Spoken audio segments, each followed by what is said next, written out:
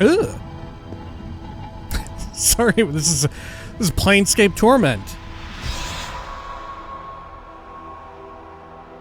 Talk more after this.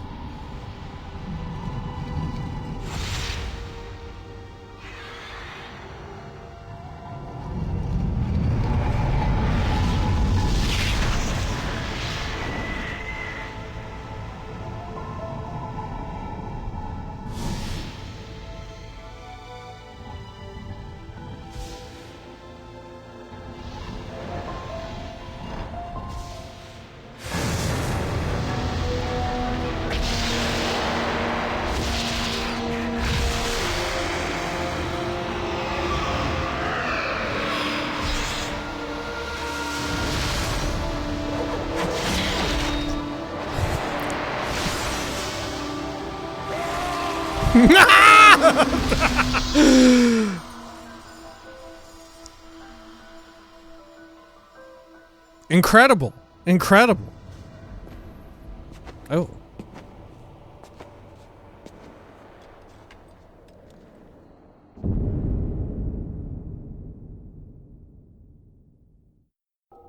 Oh. And that was the opening cinematic, the starting cinematic for Planescape Torment. Enhanced Edition is what we're on. So many folks have recommended that I play this game, and I've seen so many people recommend that it be played, even before I even start talking into a microphone on YouTube here. This is like a seminal classic. I know very little about it, aside from the fact that I think we're dead and we're in hell. I think we're dead and in hell. From the looks of that, did I kill my wife? Am I a wife guy? Did I kill my wife? I don't know. I don't know.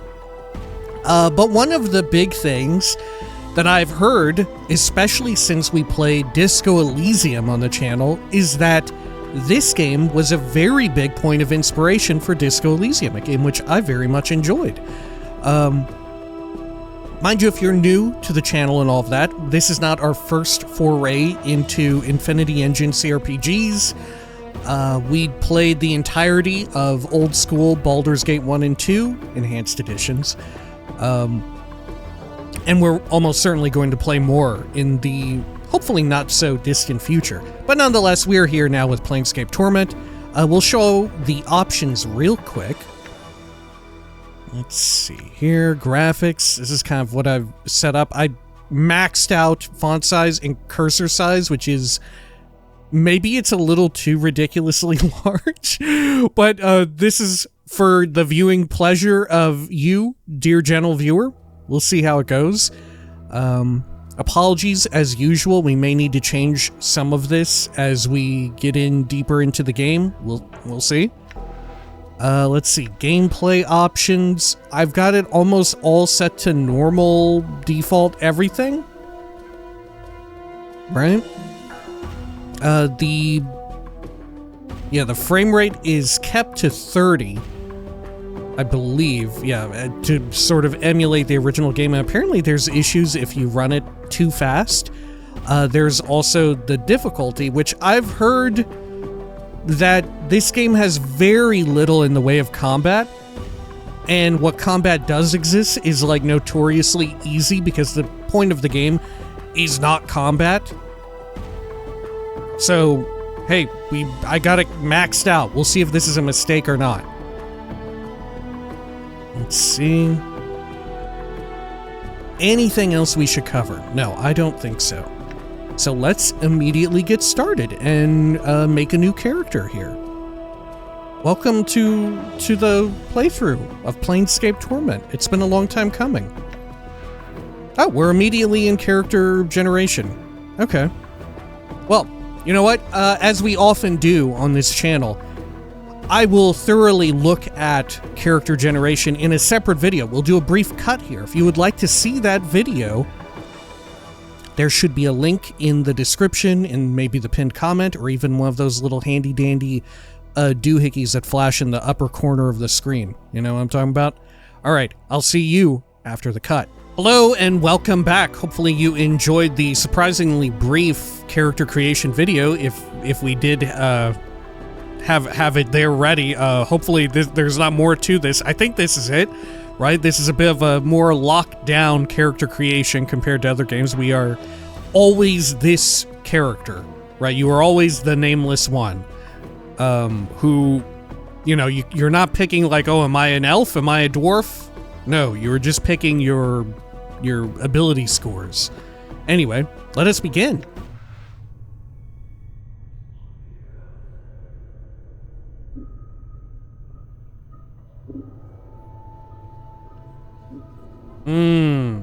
Is this the famous... Chief, you okay? You playing corpse or you putting the blinds on the dusties? I thought you were a deader for sure. Oh my gosh, it is so quiet. This character is so quiet. Okay. Is this my options right here? Do I get my options? No, I don't. Okay. I think this might be one of the, like, the other really popular character from this game. Right, there are two things that I know about characters in this game, and it is based entirely off of people who have enjoyed this game and played it before using them as their avatars. That being the blue guy with the dreads, who apparently is not very blue at all. Right, this is the biggest twist for me in Planescape Torment. This guy is not actually blue. I thought, honest to God, he was blue. And also, people like this disembodied skeleton with eyes, and I think it's supposed to be very funny. I think it's like a comic relief character or something. I don't know. All right. Let's see. Who are you? Oh, okay. All right. We're doing like typical CRPG, classic role-playing game stuff. Only the first few lines are voiced. Who am I? How about you start? Who are you? I don't know. I can't remember. I asked you first, Skull. I don't know. I can't remember. You can't remember your name?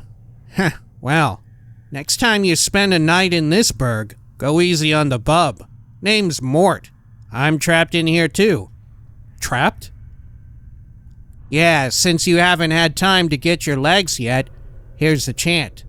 I've tried all the doors and this room is locked tighter than a chastity belt. We're locked in where? What is this place? It's called the mortuary. Is it named? Are you named after it? What are the chances that you're a skeleton head and we're in a mortuary and your name is Morte? Isn't that a little on the nose? It's called the mortuary. It's a big black structure with all the architectural charm of a pregnant spider. The mortuary? What, am I dead? No, from where I'm standing, you got scars aplenty, though. Not from where I'm standing. You got scars aplenty, though. Looks like some Burke painted you with a knife. All the more reason to give this place the laugh before whoever carved you up comes back to finish the job. Scars? How bad are they? Well, the carvings on your chest aren't too bad, but the ones on your back... Morte pauses. Say, looks like you got a whole tattoo gallery on your back, Chief. Spells out something. Tattoos on my back? What do they say? Heh, looks like you come with directions. Morte clears his throat. His throat. Okay. Let's see. It starts with... I know you feel like you've been drinking a few kegs of stick swash, but you need to center yourself. Among your possessions is a journal that'll shed some light on the dark of the matter. Farad can fill you in on the rest of the chant, if he's not in the dead book already. Farad? Does it say anything else? Yeah, there's a bit more. Morte pauses. Let's see, it goes on. Don't lose the journal, or we'll be up the sticks again.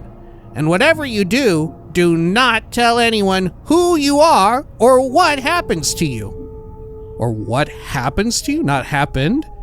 Or they'll put you on a quick pilgrimage to the crematorium. Do what I tell you, read the journal, then find Farad. No wonder my back hurts. There's a damn novel written there. As for that journal I'm supposed to have with me, was there one with me while I was lying here? No, you were stripped to the skins when you arrived here. Besides, looks like you got enough of a journal penned on your body. What about Farad? Do you know him? Nobody I know, but then again, I don't know many people. Still, some Burke's got to know where to find Farad. Once we get out of here, that is. How do we get out of here? Well, all the doors are locked, so we'll need the key. Chances are one of the walking corpses in this room has it. Walking corpses? Yeah, the mortuary keepers use dead bodies as cheap labor. The corpses are dumb as stones, but they're harmless and won't attack you unless you attack first. Is there some other way? I don't want to kill them just for a key. So I should attack one of these corpses and loot it for the key? Is there some other way? What, you think it's gonna hurt their feelings? They're dead. But if you want a bright side to this, if you kill them, at least they'll have a rest before their keepers raise them up to work again. Well, all right. I'll take one of them down and get the key. Well, before you do that, arm yourself first. I think there's a scalpel on one of the shelves around here. Note: search the shelves in the room for a weapon to attack the zombies with. When you find one, go to the inventory screen, the backpack button on the lower right, and arm yourself. If you wish to examine any items you find, right-click on them in the inventory screen. Alright, I'll look for one.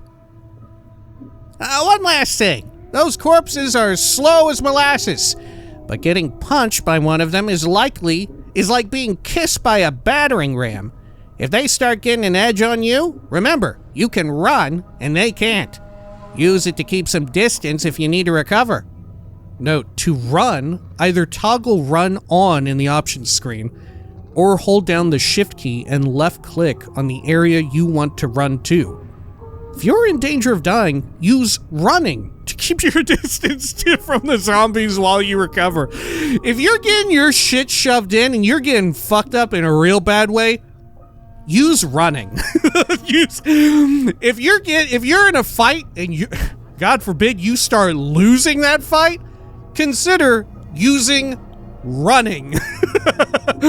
All right, great advice. All right, thanks for the advice. Oh, God. Okay. Man, the font here is taking me back to playing Diablo.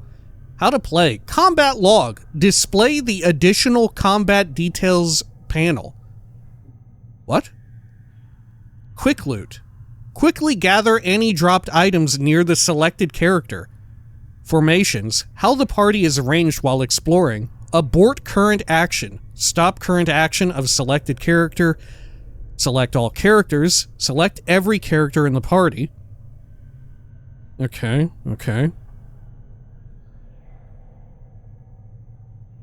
Alright.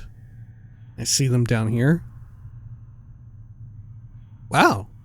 I did not realize that you had a big party in this game. There was a slot for a bunch of folks. Oh my gosh, I'm animated down here. Holy hell, look, I'm blinking. Okay. Pause, unpause. Toggle whether the game is paused. Actions can still be assigned while paused. Okay.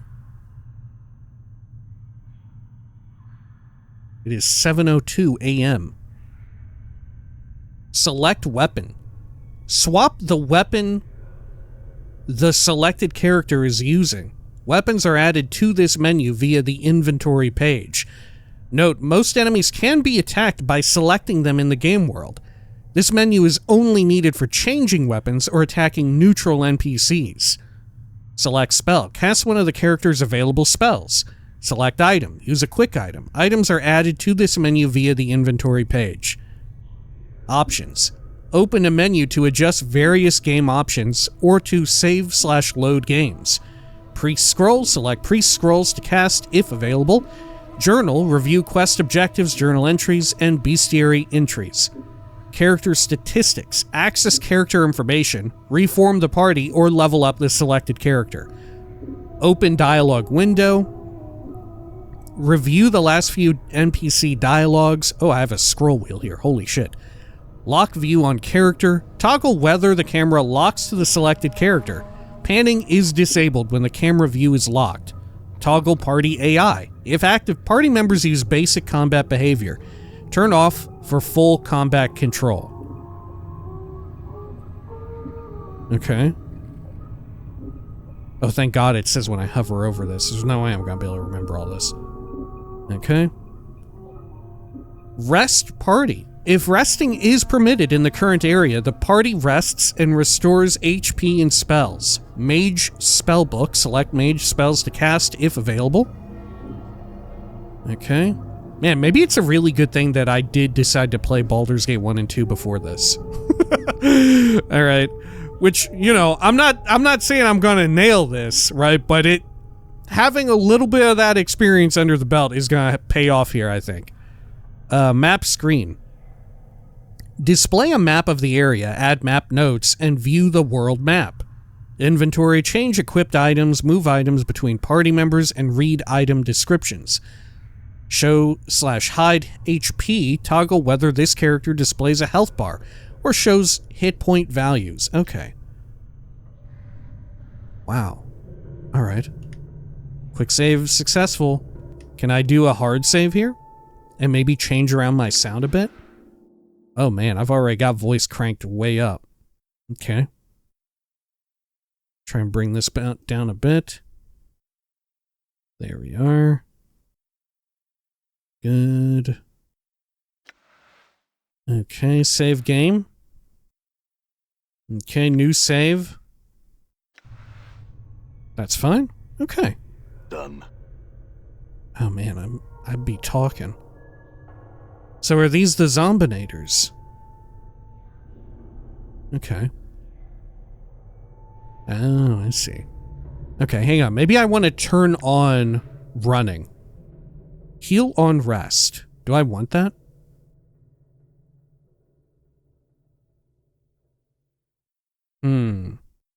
I do. Max HP on level up? Nah, it's fine. Always run, sure. Okay, show enemy health status. When this setting is turned on, the approximate health status of enemies will be displayed above their sprites if they are selected or highlighted. If this setting is turned off, the health status of enemies will not be shown. Okay, I want to see it. Why not? Smooth area transitions? Okay. Oh, sure, why not? That sounds fun. That's enhanced edition only. Okay, okay. Good. Well, look at us go. Okay. Let's see, what's my inventory here? Okay. What have I got? I have an eyeball? Can I take out my eyeball? With that. Eyes cannot be removed, only switched.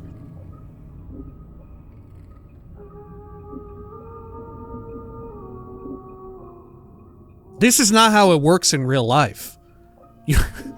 We don't yet have the ability to switch eyes in real life, but they can be removed. Tattoo? Can I right-click on it? Eyeball. This is your eye. It looks like it's seen better days. Hey! Alright, sure. Right ring, hand, tattoo, tattoo. Holy shit. I can get tatted up. Left earring. Chest. Left ring. Wrist. Nameless One fighter.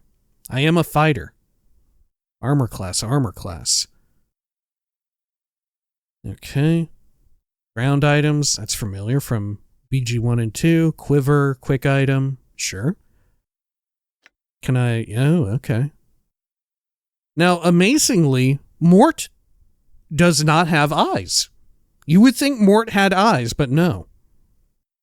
I don't think Morte has any equipment. Morte's bite. Quick weapon. Morte's bite. Okay. 1 to 3 piercing, speed 1. Proficiency, fists. Don't ask. Okay. Mort's bite is lethal, and he can masticate someone to death. Yeah, that almost happened to me in my early years as a teenager. I almost masticated myself to death. As long as his quick weapon slots are not all filled, Morte can always select bite as his current weapon. Note, Morte's bite is his default attack. Although the amount of damage he can do with his bite is relatively small, it allows him to attack quickly, which can infuriate any mage who's trying to cast a spell. That is very useful. Quick weapon. It shows an axe here, but I guess I don't actually have one. Okay. Yeah, my fist. Fist. 1 to 3 crushing, speed 1. Note, your fist is your default attack. Although the amount of damage you can do with your fists is relatively small, you can attack quickly, and the damage you do is affected by your strength. Your punches are lethal. You can kill with repeated blows.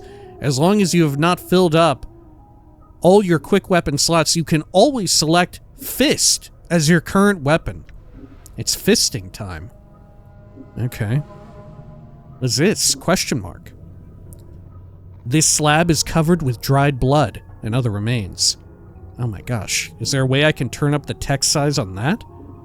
This device looks like some sort of sewing machine. Arms with hooks and tubes and metallic thread hang from it.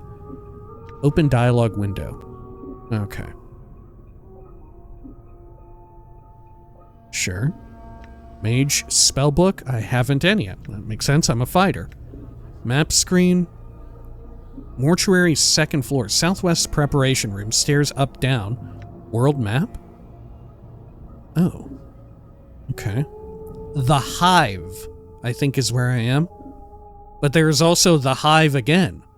Rag Pickers Square, Buried Village, the Hive. Man, there's a lot of the Hive. Alley of Lingering Size, Clerk's Ward, Lower Ward.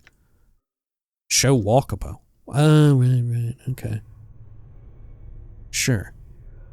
Lock view on character. I'm gone. Okay.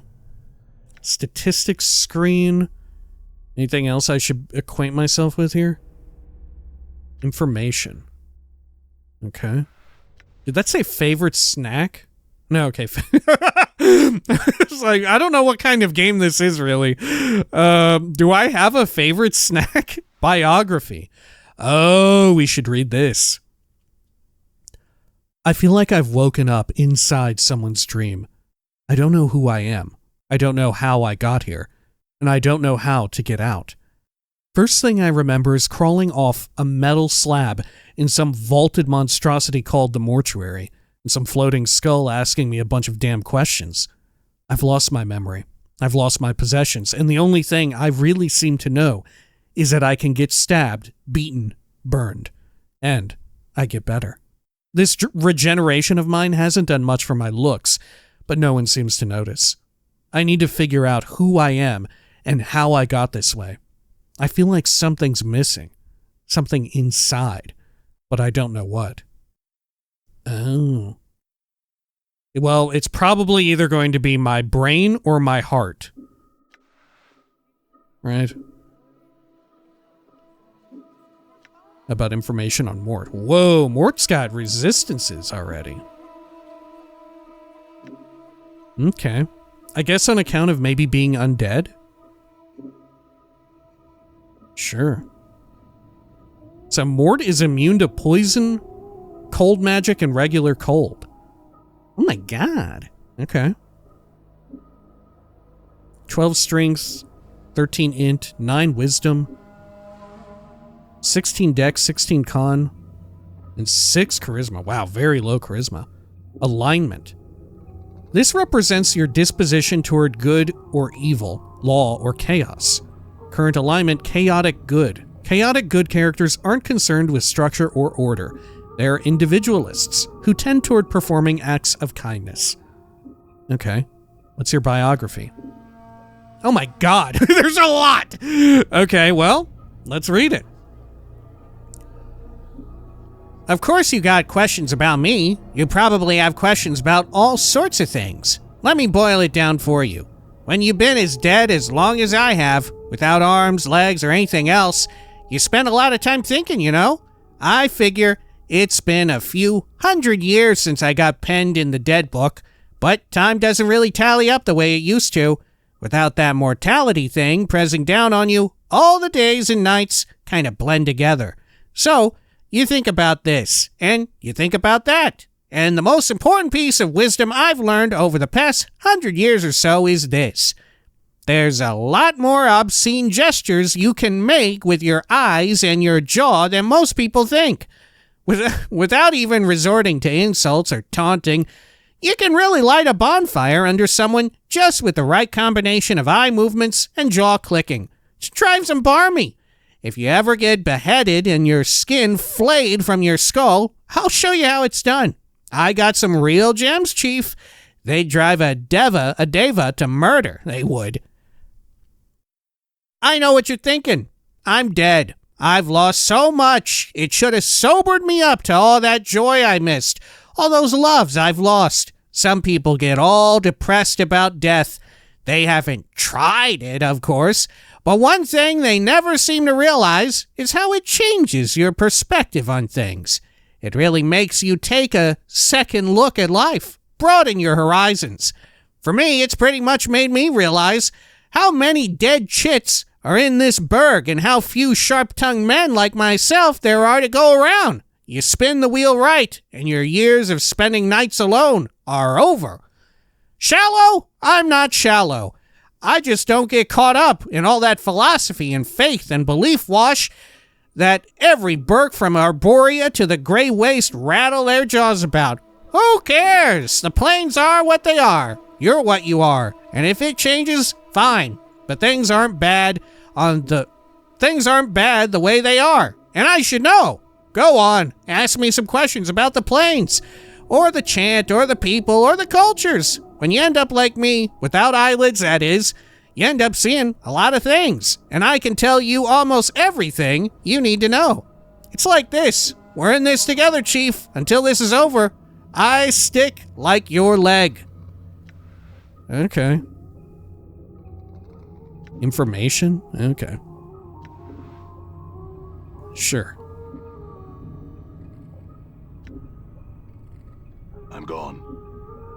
So what else is around here? Is there a way for me to have this toggled on? Let me see.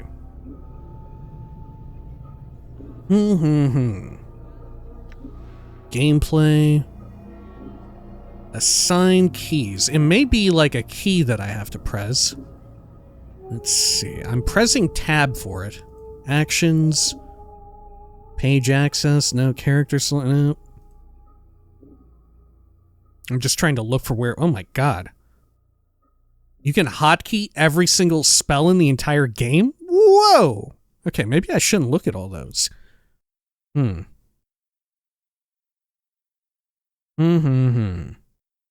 Trap detection. Oh my god. Okay. Yeah, I don't know. We may just have to hold down tab. Let's see, if I tap space, okay, I do pause. Dialogue? Oh, this is me opening dialogue with like a party member or a character in the world. Gotcha. So what's here? Scalpel? Bandages. Okay. I'll take them. Bandages. Heals 3 HP. This is a roll of bandages, useful for stanching minor wounds. Note, when used, bandages will heal a character for 3 HP of damage. To use them, either select the Use button below or place them in one of your quick slots and use them on the Quick Action menu on the world screen. Note, bandages are stackable items. When you pick them up, they automatically stack on top of one another in your inventory, freeing up slots for other items. If you wish to unstack them for any reason, simply double-click on the item. You will then be given an option to divide the stack. Okay. Now here's another Inspection unit. These barrels contain a murky liquid. It smells like a cross between vinegar and formaldehyde. Okay. Here's another unit here. Looks like someone in the middle of dissecting this corpse. Okay, well, I still don't have a scalpel. Is this what I need to click on? No, this is like a doorway somewhere else. Maybe this table. Scalpel. 1 to 3 piercing. Speed 1. Proficiency edged. Not usable by priests. This simple surgical cutting tool looks like it's seen a lot of use. Note, to equip the scalpel, left-click it to pick it up, then drop it on the player character's portrait or in his weapon slot from the inventory screen. Okay. Sure. Oh, fuck. Where's my Oh. Am I technically in combat with this thing? No, don't think so. Okay. I see, alright. So let's bring this up. And then what did it say to do it? Drop it in the character's portrait or his weapon slot. Okay.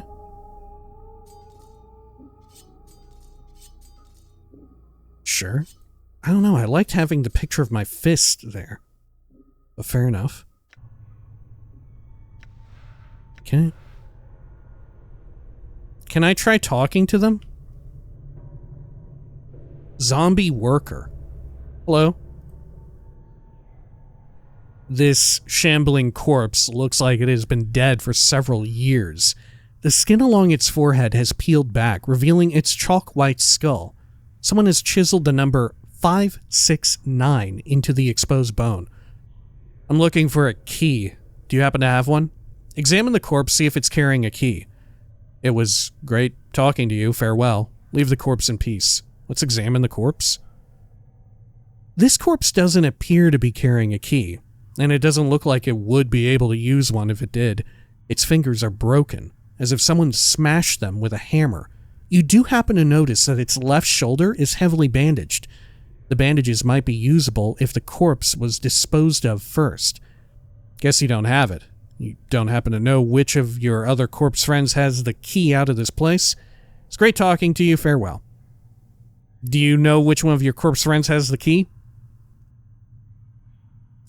Chief, they can't hear you, all right? They're dead. But you're dead, and you're talking to me. Yeah, but I'm special. Death couldn't kill my zest for life. These corpses here, Morte rolls his eyes. They probably didn't have much personality to begin with. I see.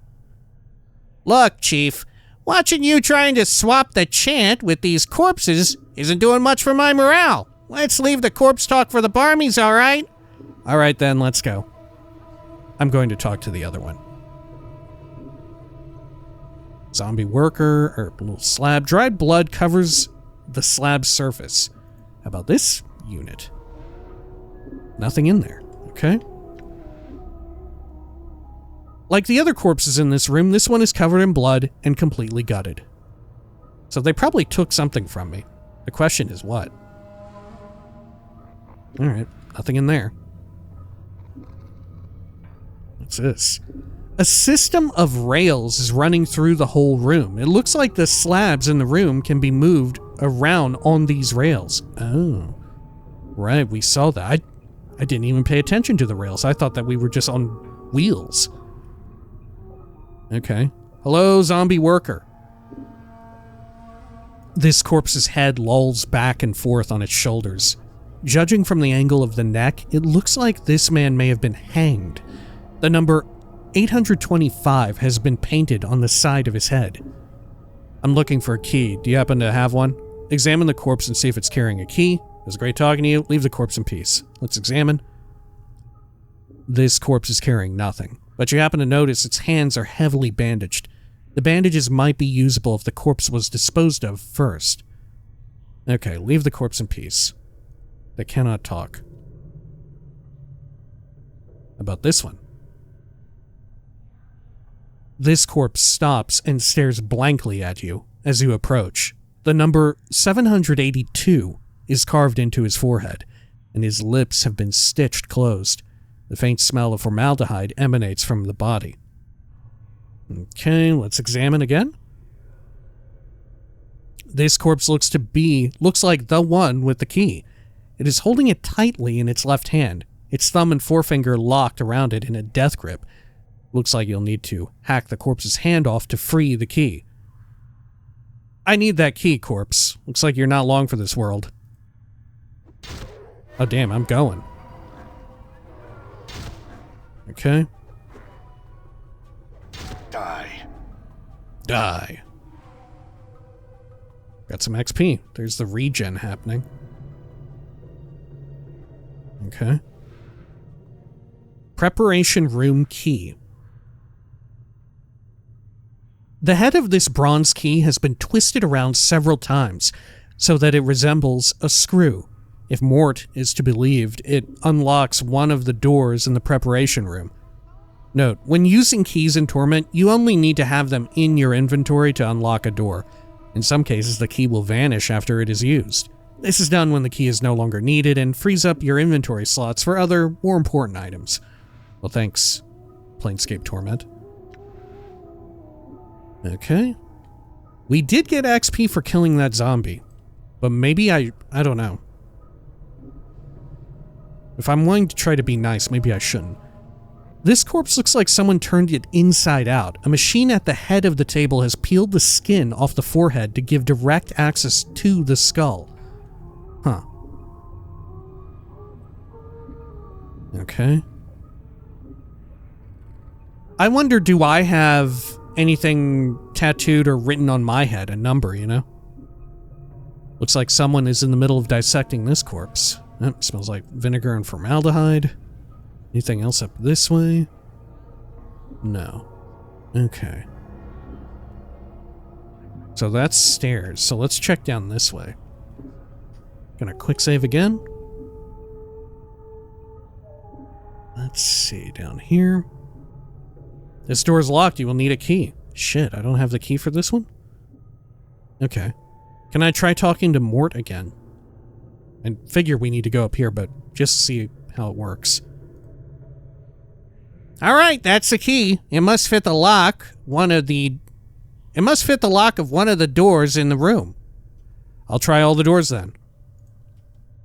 Okay. Well, let's try this one. It's probably not this one, so I'm going to try it. Oh shit. Okay. So what's this one then? This door is locked. You will need a key. Fair enough. Oh. Okay. There's a couple more zombies up here. Psst. Some advice, Chief. I'd keep it quiet from here on. No need to put any more corpses in the dead book than necessary. Especially the femmes. Plus killing them might draw the caretakers here. I don't think you mentioned it before. Who are these caretakers? The corpses here. Where did they all come from? Why do you care about the female corpses? Alright, I'll try to remember that. I don't think you mentioned it before. Who are these caretakers? They call themselves the Dustmen. You can't miss them. They have an obsession with black and rigor mortis of the face. They have an addled bunch of ghoulish death. They're an addled bunch of ghoulish death worshippers. They believe everybody should die. Sooner, better than later. I'm confused. Why do these Dustmen care if I escape? Weren't you listening? I said the Dusties believe everybody's got to die. Sooner, better than later. You think the corpses you've seen are happier than the dead in the dead book than out of it? Okay, well, the corpses I've seen here, where did they all come from? I'm gonna assume we can exhaust all this. Where'd they come from? Death visits the plains every day, Chief. These shamblers are all that's left of the poor sods who sold their bodies to the caretakers after death. Okay. Before you said something about making sure I didn't kill any female corpses. Why? What? Are you serious? Look, Chief, these dead chits are the last chance for a couple of hardy bashers like us. We need to be chivalrous. No hacking them up for keys, no lopping their limbs off, things like that. Last chance? What are you talking talking about? Chief, they're dead. We're dead. See where I'm going? Huh? No, I don't actually. Chief, we already got an opening line with these limping ladies. We've all died at least once. We'll have something to talk about. They'll appreciate men with our kind of death experience. Wait, didn't you say that I'm not dead? Also, they can't talk, right? Well, all right. You might not be dead, but I am. And from where I'm standing, I wouldn't mind sharing a coffin with some of these fine, sinewy cadavers I see here. Mort starts clacking his teeth as if in anticipation. Of course, the caretakers would have to part with them first, and that's not likely. Who are these caretakers again? Where'd they all come from? All right, I'll try to remember that. Look, Chief, it's obvious you're still a little addled after your kiss with death. So I got 2 bits of advice for you. 1, if you got questions, ask me, all right? No, to speak to a party member, select the talk option from the quick menu, then left-click on the party member you wish to speak to. All right, if I have any questions, I'll ask you. 2nd, if you're half as forgetful as you seem to be, start writing stuff down. Whenever you come across something that might be important, jot it down so you don't forget. If I had that journal I was supposed to have with me, I'd do that. Start a new one then, Chief. No loss. There's plenty of parchment and ink here to last you. All right. It couldn't hurt. I'll make a new one then. Use it to keep track of your movements. If you ever start to get cloudy on important things, like who you are, or more importantly, who I am, use it to refresh your memory. To access your journal, select the journal button on the quick menu. Your journal will automatically be updated throughout the game. All right, I got it. Let's go. Updated my journal. Updated my journal. Let's take a look at it. Find Farad. From what Morte read from the directions tattooed on my back, I need to find someone named Farad. I'm not certain where to start looking. Hopefully, asking some of the locals in this strange place will allow me to track him down. From what Morte read from the directions tattooed on my back, I was supposed to have a journal with me when I woke up in the mortuary. I better find it. Hopefully, it can help me figure out what's going on. Journal? Oh my gosh, okay. Oh, I can enter it. Okay, I can search for stuff too. Day 0, hour 8. My original journal's gone missing, so I've started a new one. I woke up in a place called the mortuary. I don't know who I am, what I'm doing here, or even how I got here. The only person I encountered was a chattering skull called Morte. While he was checking on my wounds, he discovered a set of directions tattooed on my back. I know you feel like you've been drinking a few kegs of Styx wash, but you need to center yourself. Among your possessions is a journal that'll shed some light on the dark of the matter. Farad can fill you in on the rest of the chant, if he's not in the dead book already. Don't lose the journal, or we'll be up the Styx again. And whatever you do, do not tell anyone who you are or what happens to you, or they'll put you on a quick pilgrimage to the crematorium. Do what I tell you. Read the journal, then find Farad. Did I leave this message for myself? Looks like I'll need to find this Farad and my journal. How would I leave the message for myself? It's on my back. Right? No shot. Okay, here's my other new theory. I didn't kill, I don't know, my wife. Whoever that was in that opening, I didn't kill my wife. Or maybe I did. But I killed myself to get my wife. Right? I think that's it.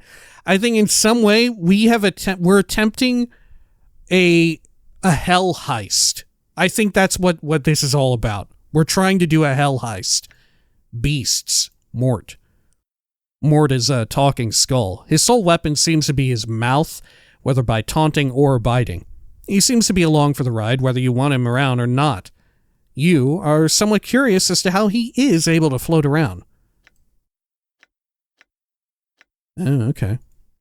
Nameless One. You are nameless.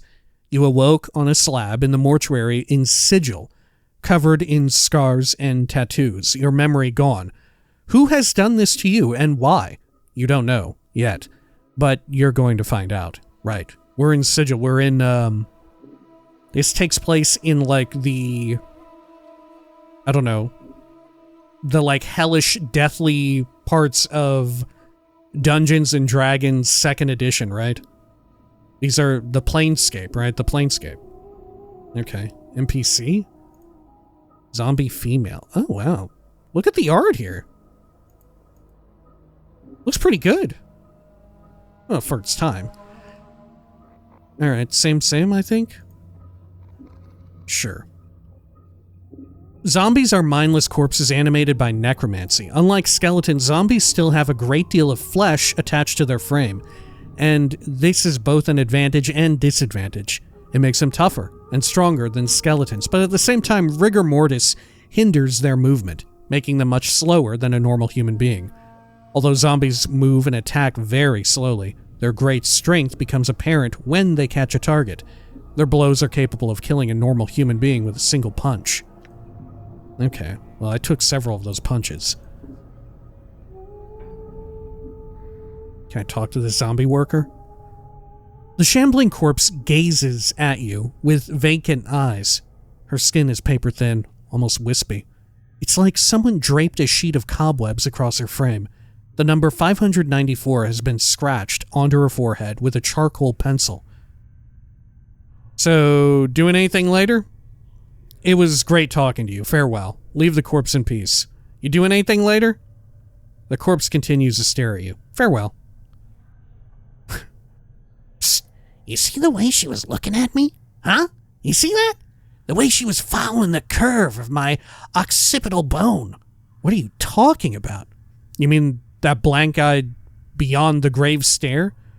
What are you talking about? What? Are you blind? She was scouting me out. It was shameless the way she wanted me. Wanted you to go away, maybe. She was obviously too distracted by me to pay attention to some stupid bobbing head with a big mouth. I think you're imagining things. She's a zombie, a corpse, a dead person. You probably didn't even register to her senses.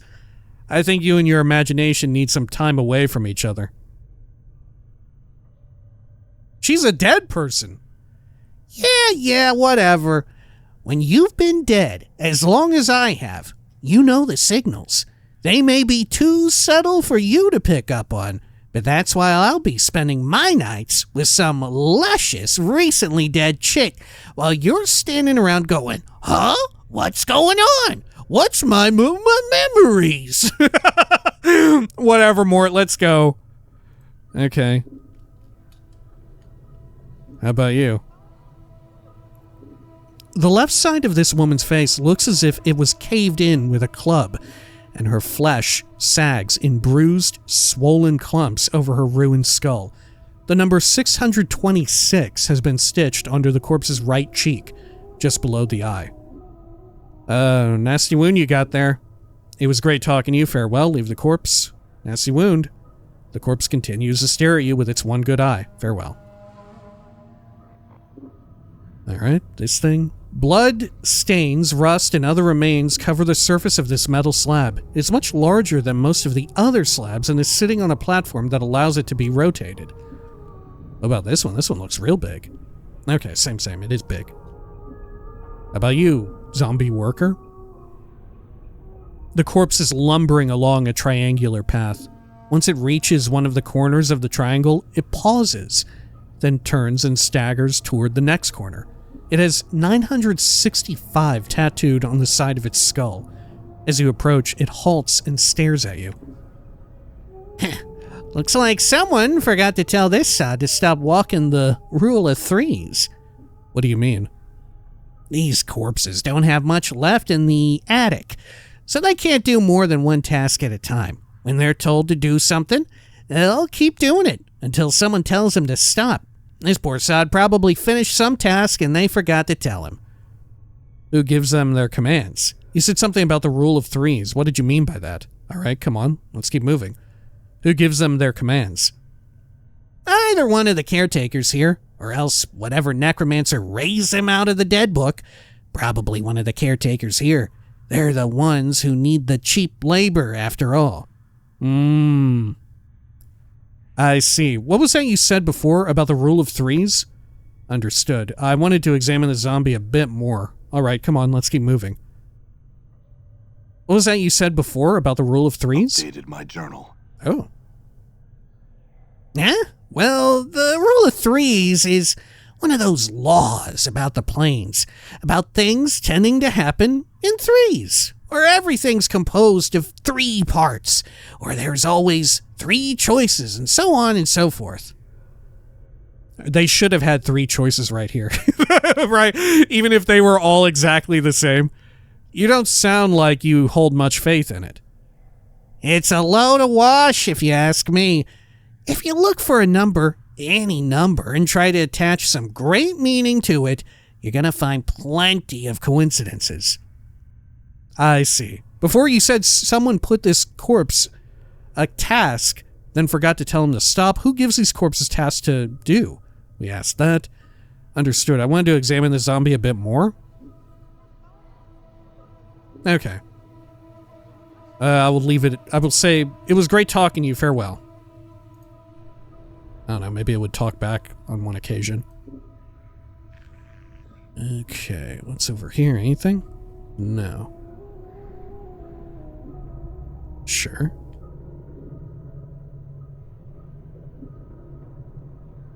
Up this way.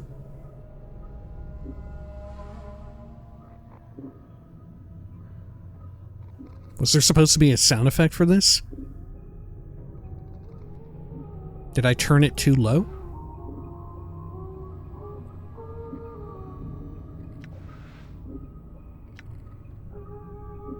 No. Okay.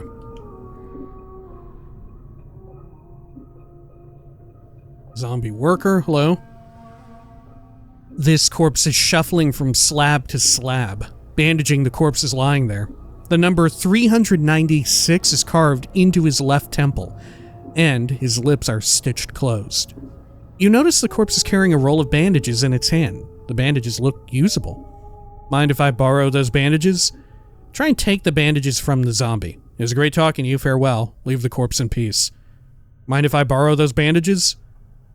The corpse continues to stare at you. Try and take the bandages from the zombie. Leave the corpse in peace. Should I take them? I'll leave him.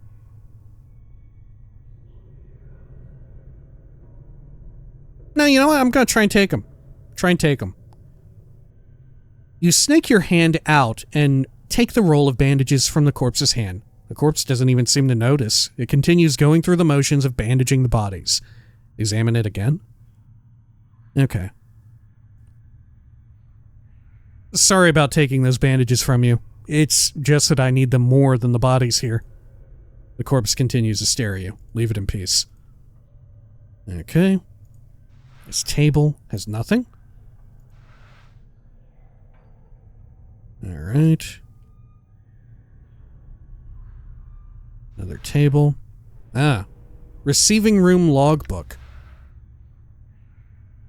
Wait 2. This huge logbook lists mortuary procedures in a tight, crabbed script. All shells entering the mortuary are to be delivered to the receiving room and logged with the scribe on duty before being embalmed or cremated. The records are to be checked to determine if the shell is one of the contracted, and if so, do not prepare the shell. Move the shell to one of the preparation rooms. Contact the scribe on duty and notify him that a contracted shell is to be raised. Be certain that a shell is thoroughly stripped of its possessions before being sent to the preparation rooms. The contracted workers are intended for simple manual labor and do not have the capacity to search and strip a shell.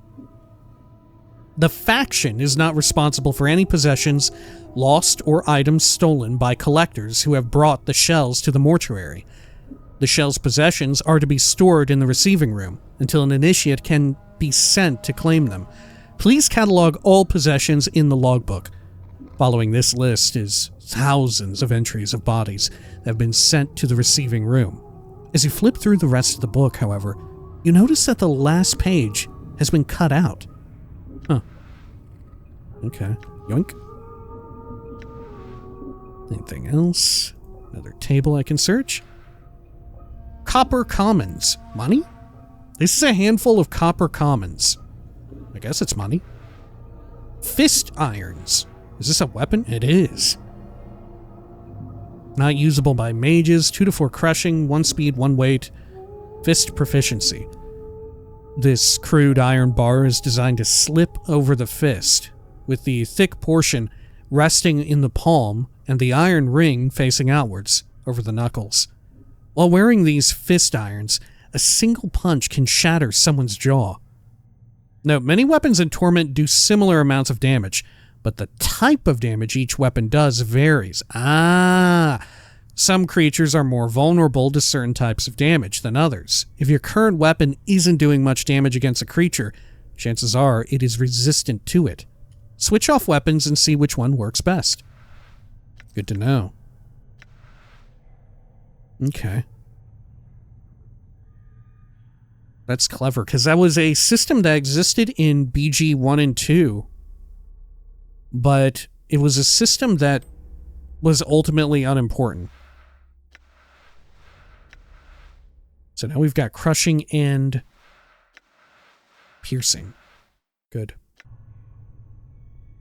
Okay. I'll talk to this zombie worker.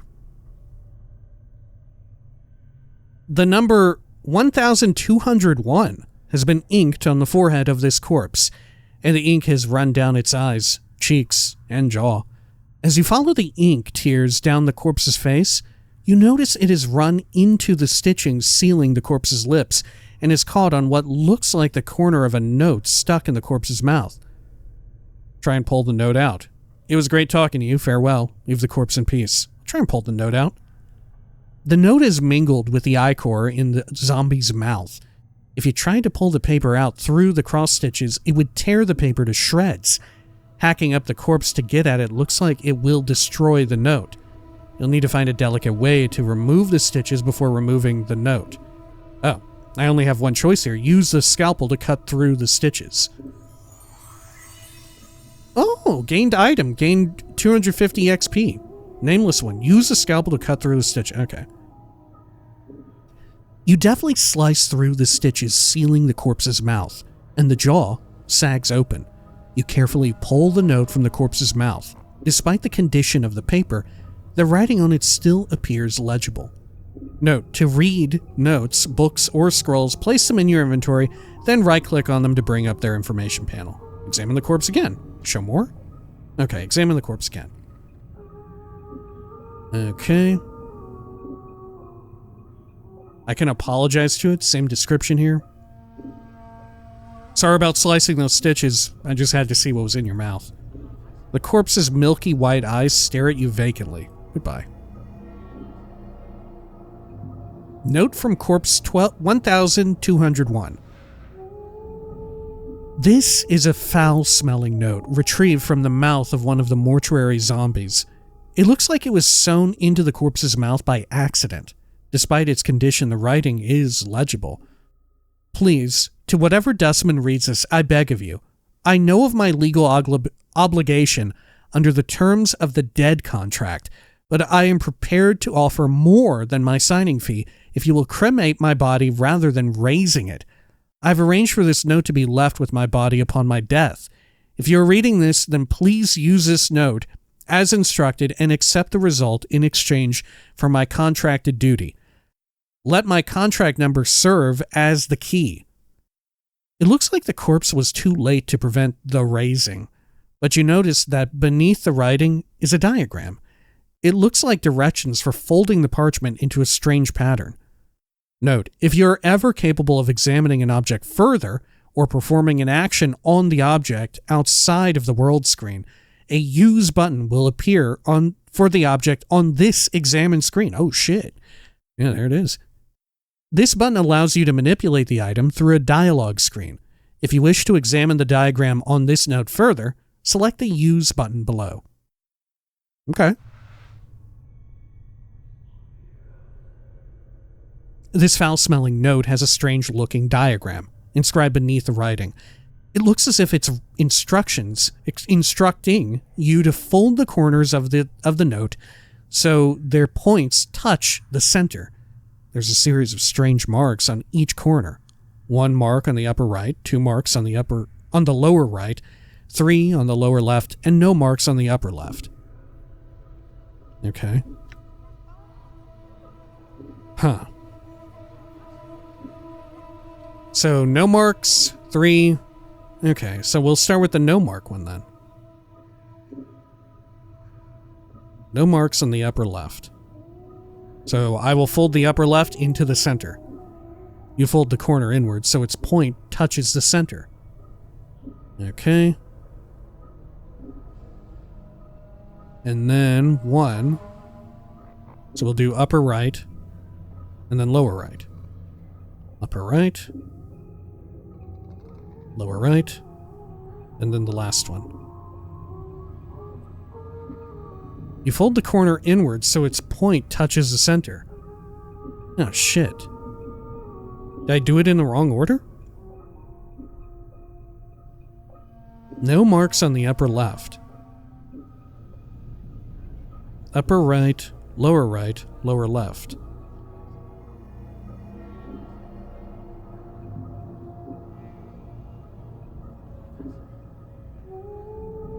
What?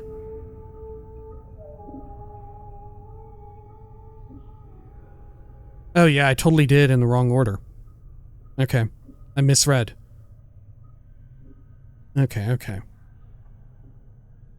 No marks on the upper left. Upper left.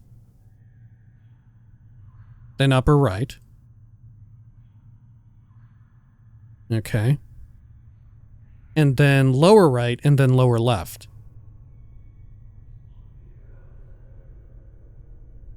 What? Did I do it correctly now?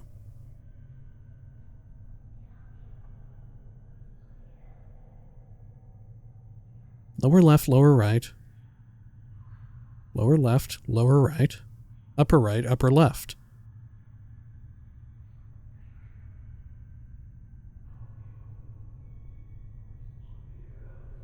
Yeah. Well, maybe I did in the reverse order? Okay.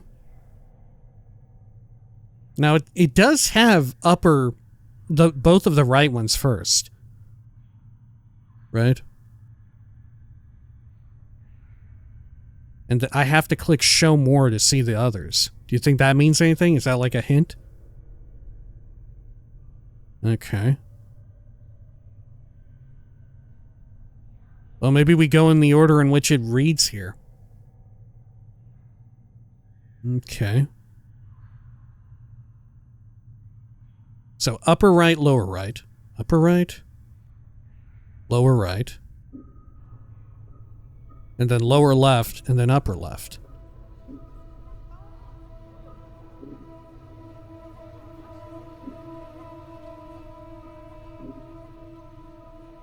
Okay. I don't fucking know. I don't know then. I'm gonna leave the note alone. Mort, what do you think about this? Hey, what's eating you, Chief? Can you read to me what's tattooed on my back again? What is this place again? Who are the caretakers of this place again? The corpses here. Where did they all come from? How do I use bandages? How do I use these bandages? You use them. Staunch bleeding and all that. No, to use the bandages on yourself, right-click on them while in the inventory screen. To use them on another person, first place them in your quick item slots on the inventory screen. Next, select the bandage icons from the item quick menu on the world screen and click on your target. Got it. I had some other questions for you. Thanks, I think I can handle it. Yeah, maybe we can learn more about this stuff elsewhere. Look, there's some sort of freak here. Doll? Okay. Did I chat with this zombie? Okay. This female corpse is making the rounds from slab to slab in the room. Her hair is knotted into a long braid and looped around her neck like a noose. Someone has stenciled the number 1096 onto her forehead, and her lips have been stitched closed. Nice braid. The corpse does not respond. You doubt it even knows you're there. Farewell. I'll check over here. Nothing. Another zombie. The smell of formaldehyde emanating from this corpse is particularly strong.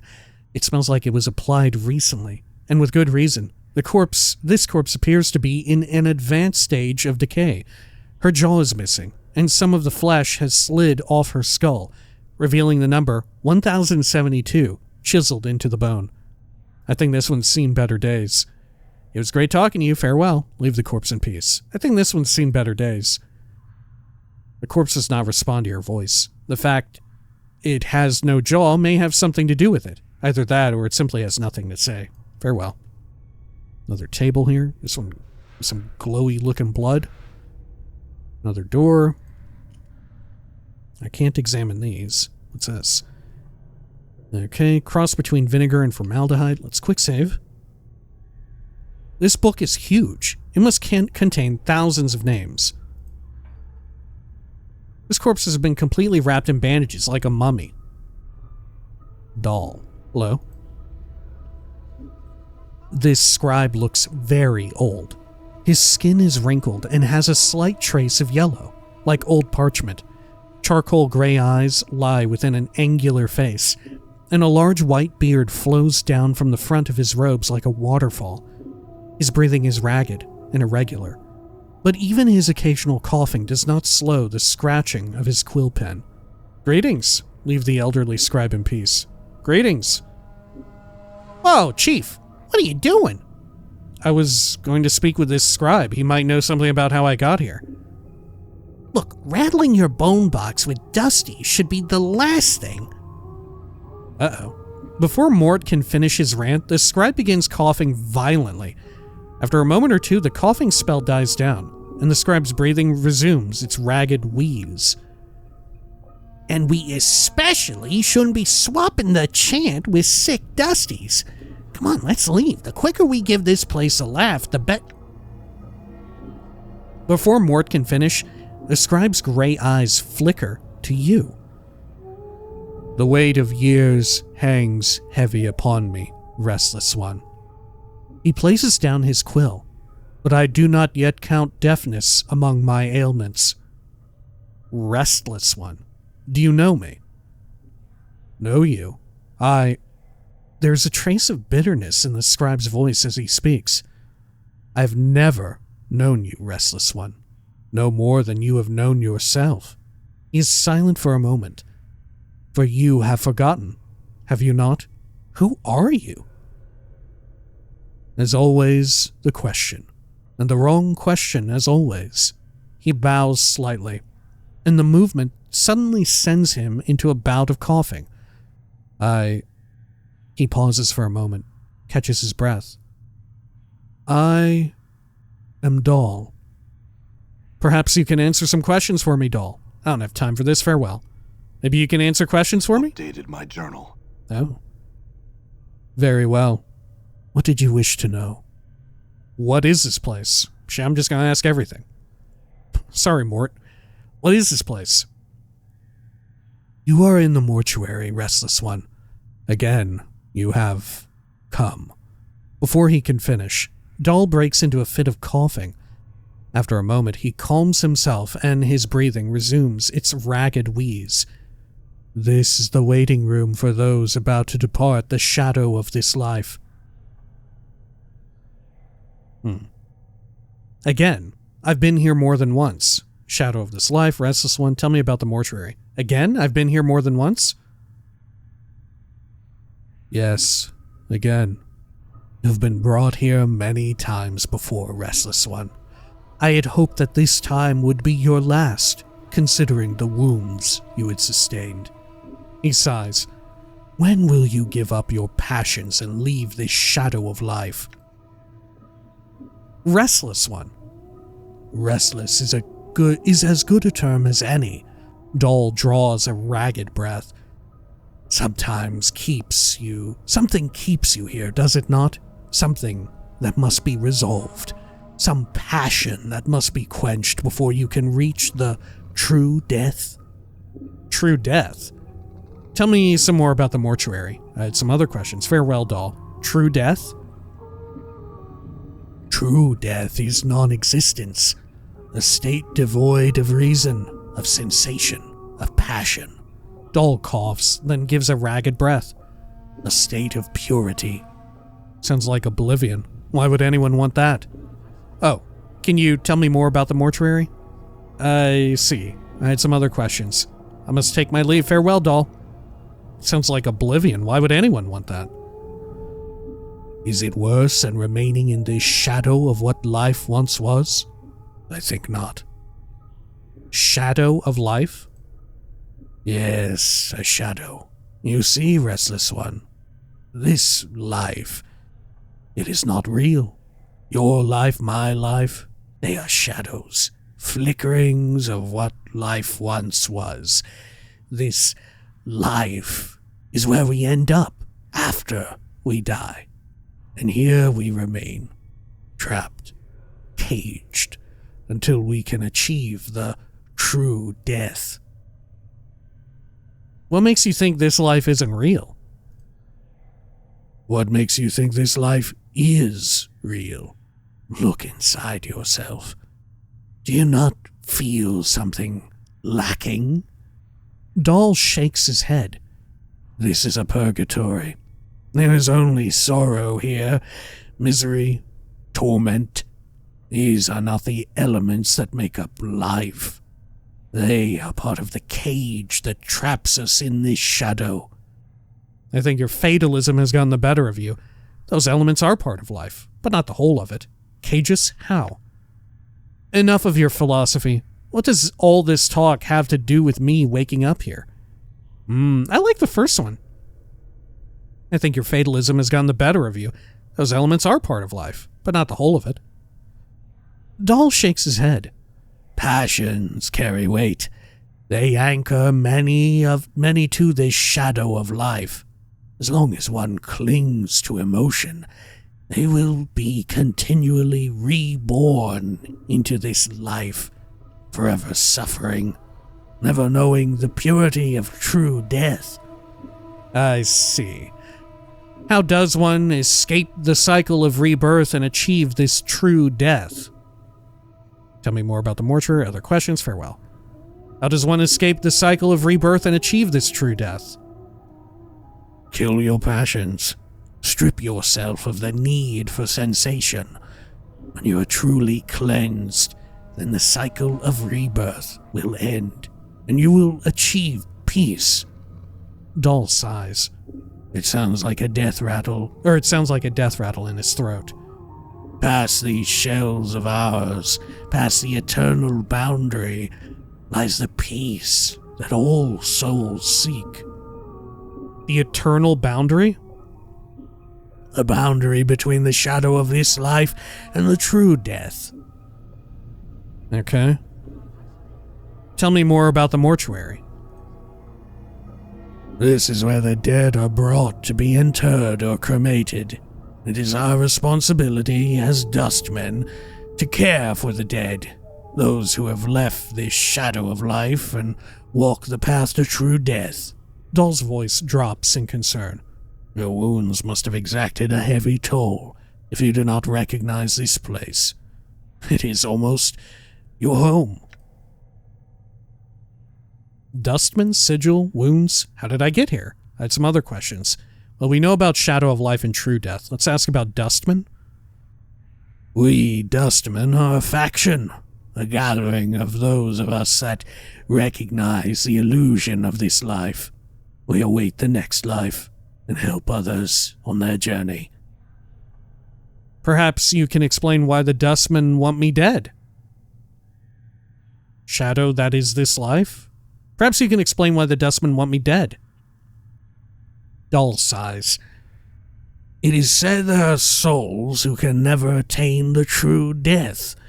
Death has forsaken them, and their names shall never be penned in the dead book.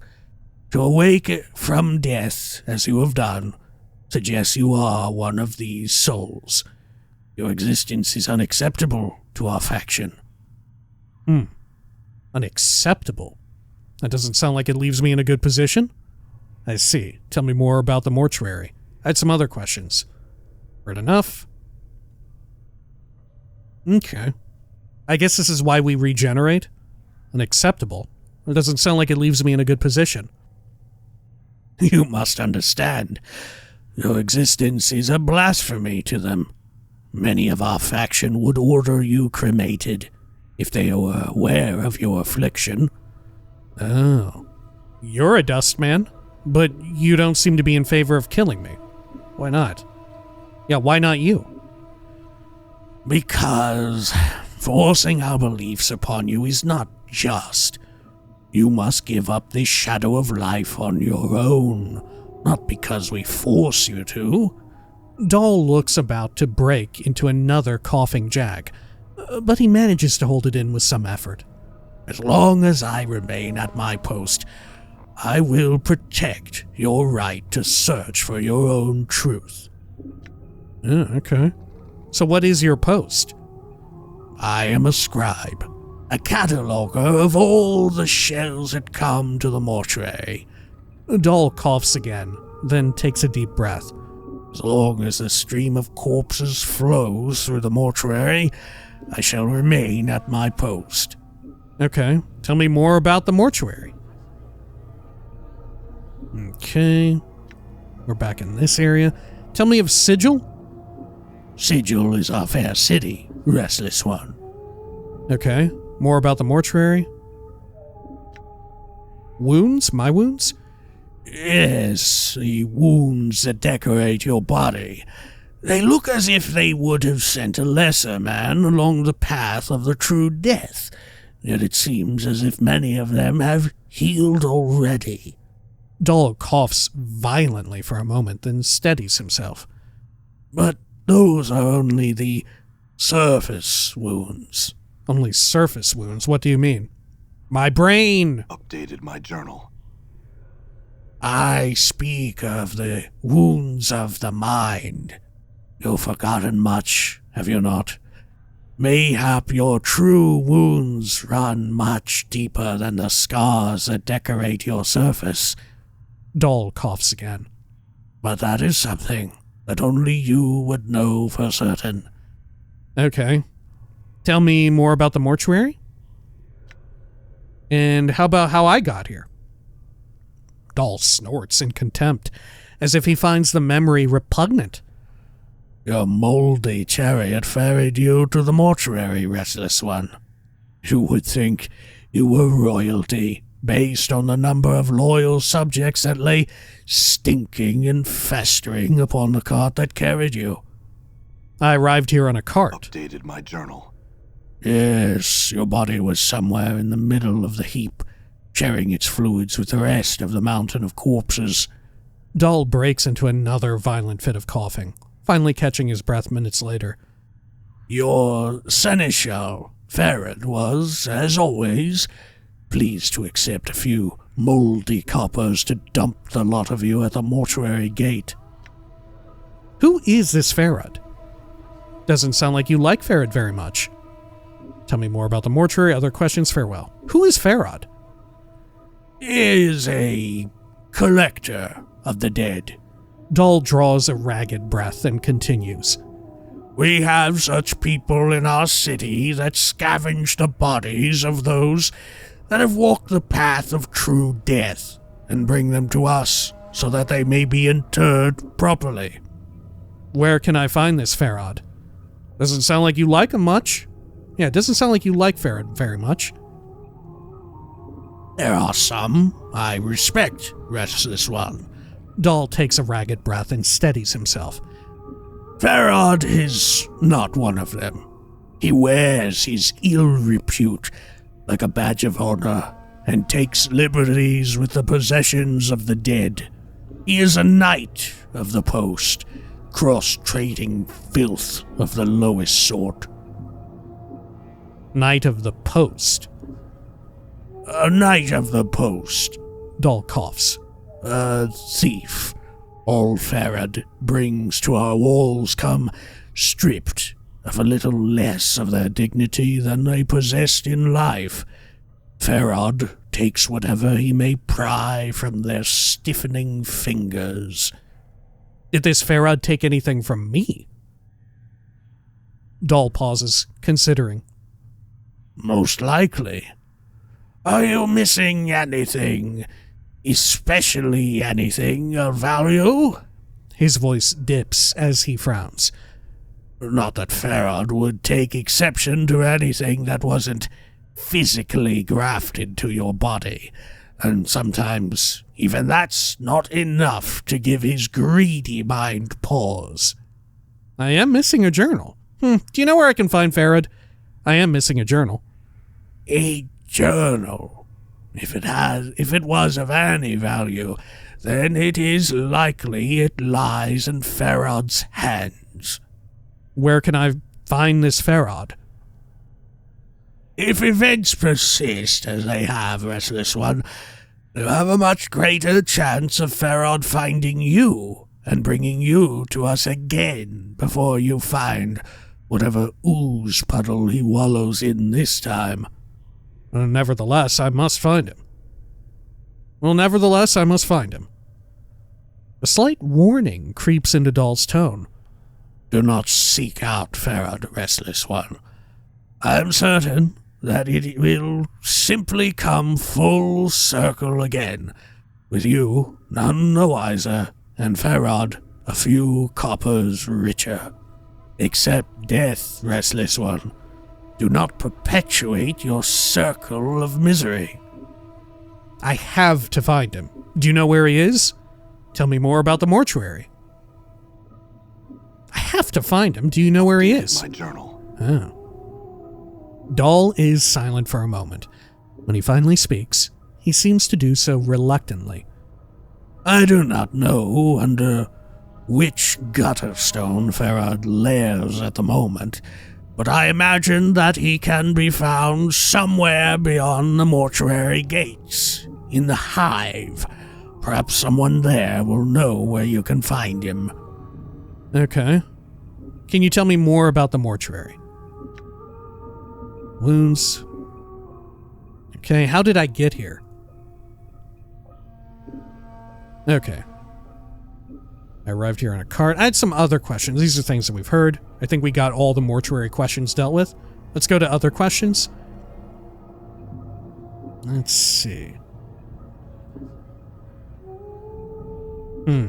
What is this place? How did I get here? Can you tell me how to get out of here? Do you know who I am? What do you do here? You sound ill. Are you not well? Nothing. Farewell, Dahl. What is this place?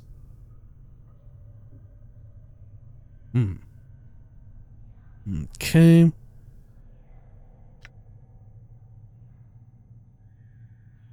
Did I ask this before? Yeah, I did. Other questions. How did I get here? Okay, we'd seen that before. Other questions. Can you tell me how to get out of here?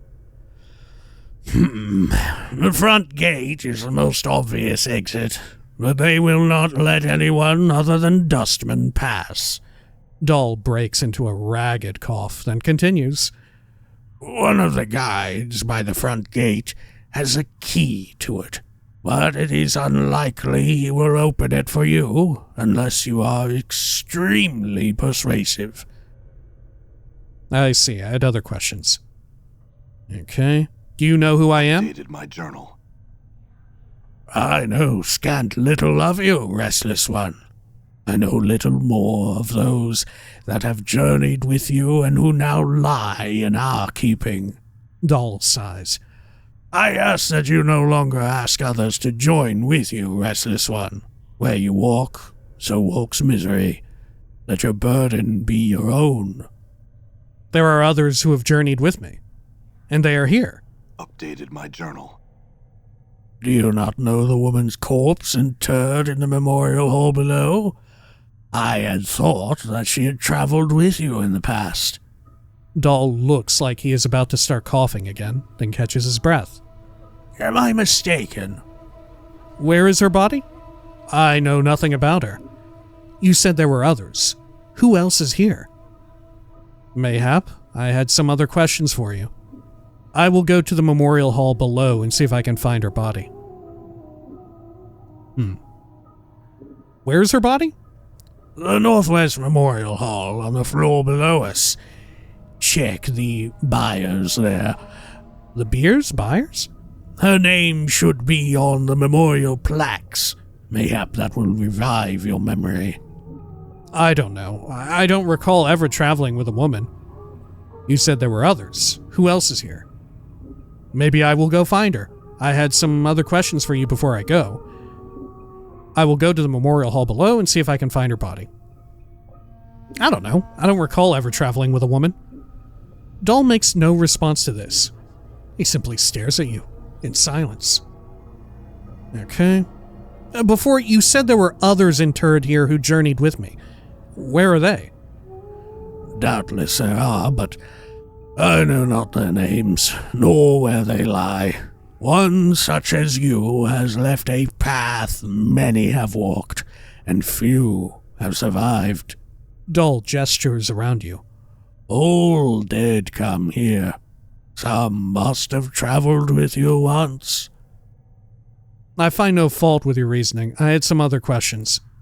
Let's see. What do you do here?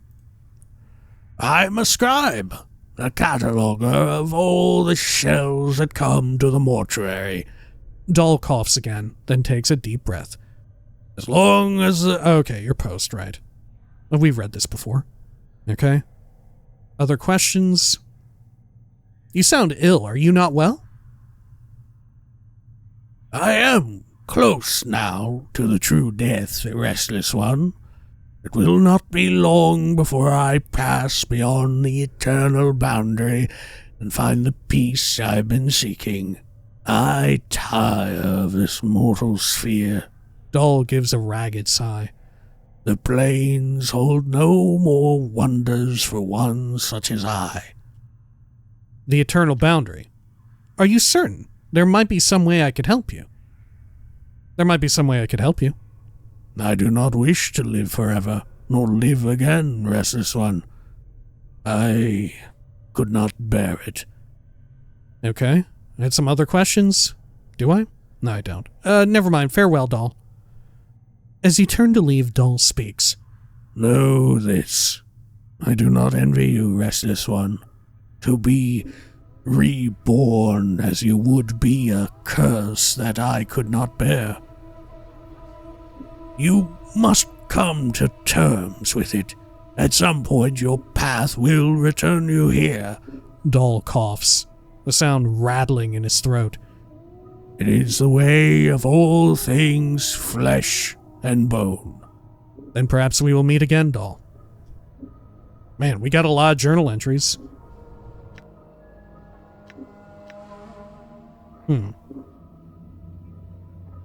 Okay.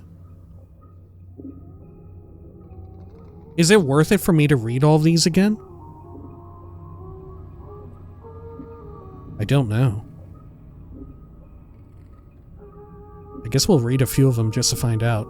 Morte mentioned something about the rule of threes. Apparently some people believe everything tends to happen in 3, and they attach great meaning to the number.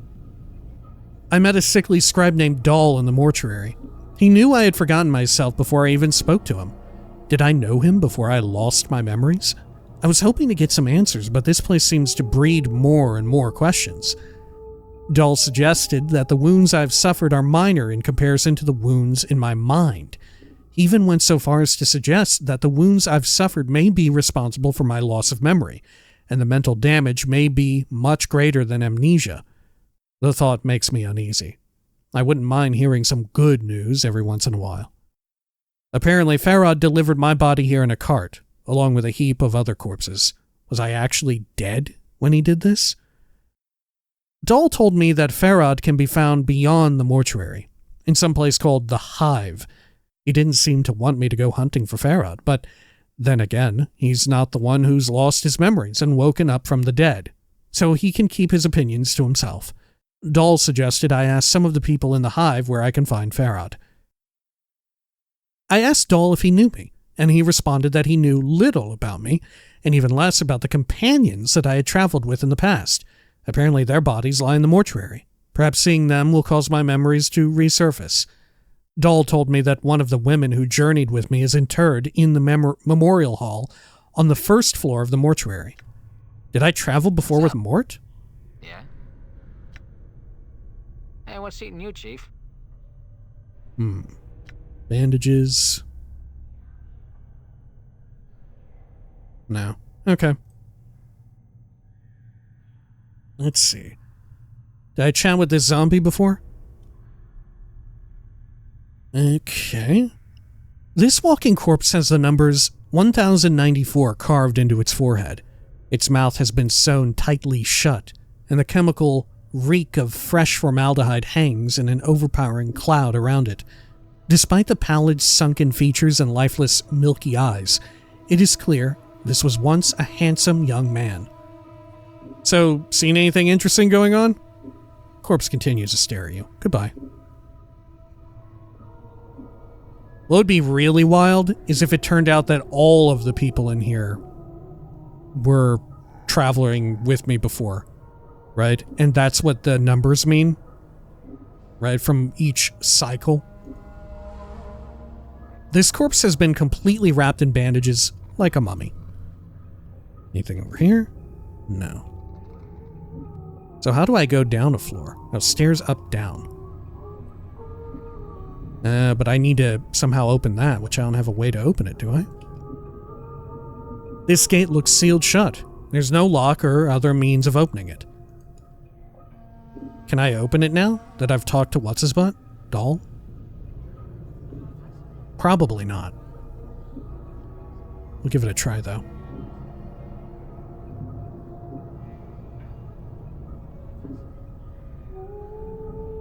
Yeah. No dice. And this one's still locked too? Might as well check. Yep. Okay. Let's head all the way back up here. There's this door, which hopefully does open. Otherwise, if none of them open, maybe I need to talk to Dahl again and specifically go through the dialogue choice that says like, oh, okay, I will go down there, and then maybe he'll interrupt and be like, well, you're going to need a key. Here it is. Okay. It's fine. Okay. Another zombie worker. Hello? This huge corpse is standing silently in a corner of the room, facing the wall. He looks to have been a heavy-set man in his early years, and judging by the condition of his body, he died only recently. The freshly stitched number on his forehead reads 1664. This corpse looks like it is serving as a librarian, for it is carrying a huge stack of books in its arms. Examine the books. The books appear to be old mortuary ledgers, none of them of any particular interest. As you search through the text, however, you notice a loose page folded between two of the books. You're suddenly struck with the feeling that someone tucked it in there to hide it. Take the page. The page doesn't look like it belongs with the ledgers. It looks like it belongs in a logbook. The tear is clean, as if done with a knife, so you suspect the page was removed on purpose. Read through it. You take a moment to read through the page. It's a list of dead bodies brought to the mortuary and logged in the receiving room. All the entries appear to be recent arrivals. Note to read notes, books, or scrolls, place them in your inventory, and then right-click on them and bring them up the panel. Okay. Examine the zombie again. Examine the books again. Find nothing more. So, how did you come to be a librarian? All the other jobs taken? The corpse stares blankly at the wall. Alright, goodbye.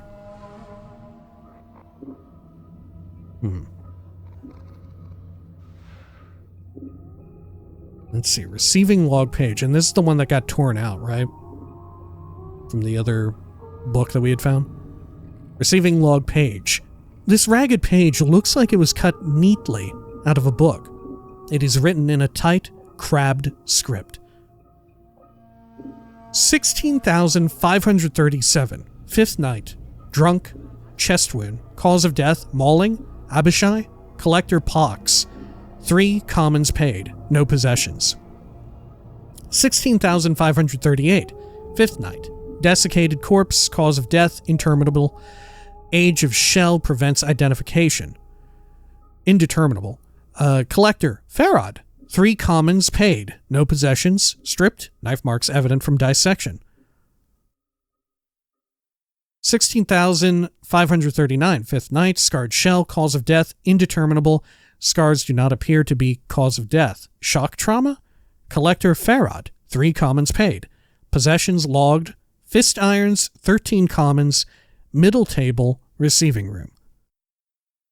16,540. 5th night. Desiccated corpse number 2. Cause of death indeterminable. Age of shell prevents identification. Collector Farad.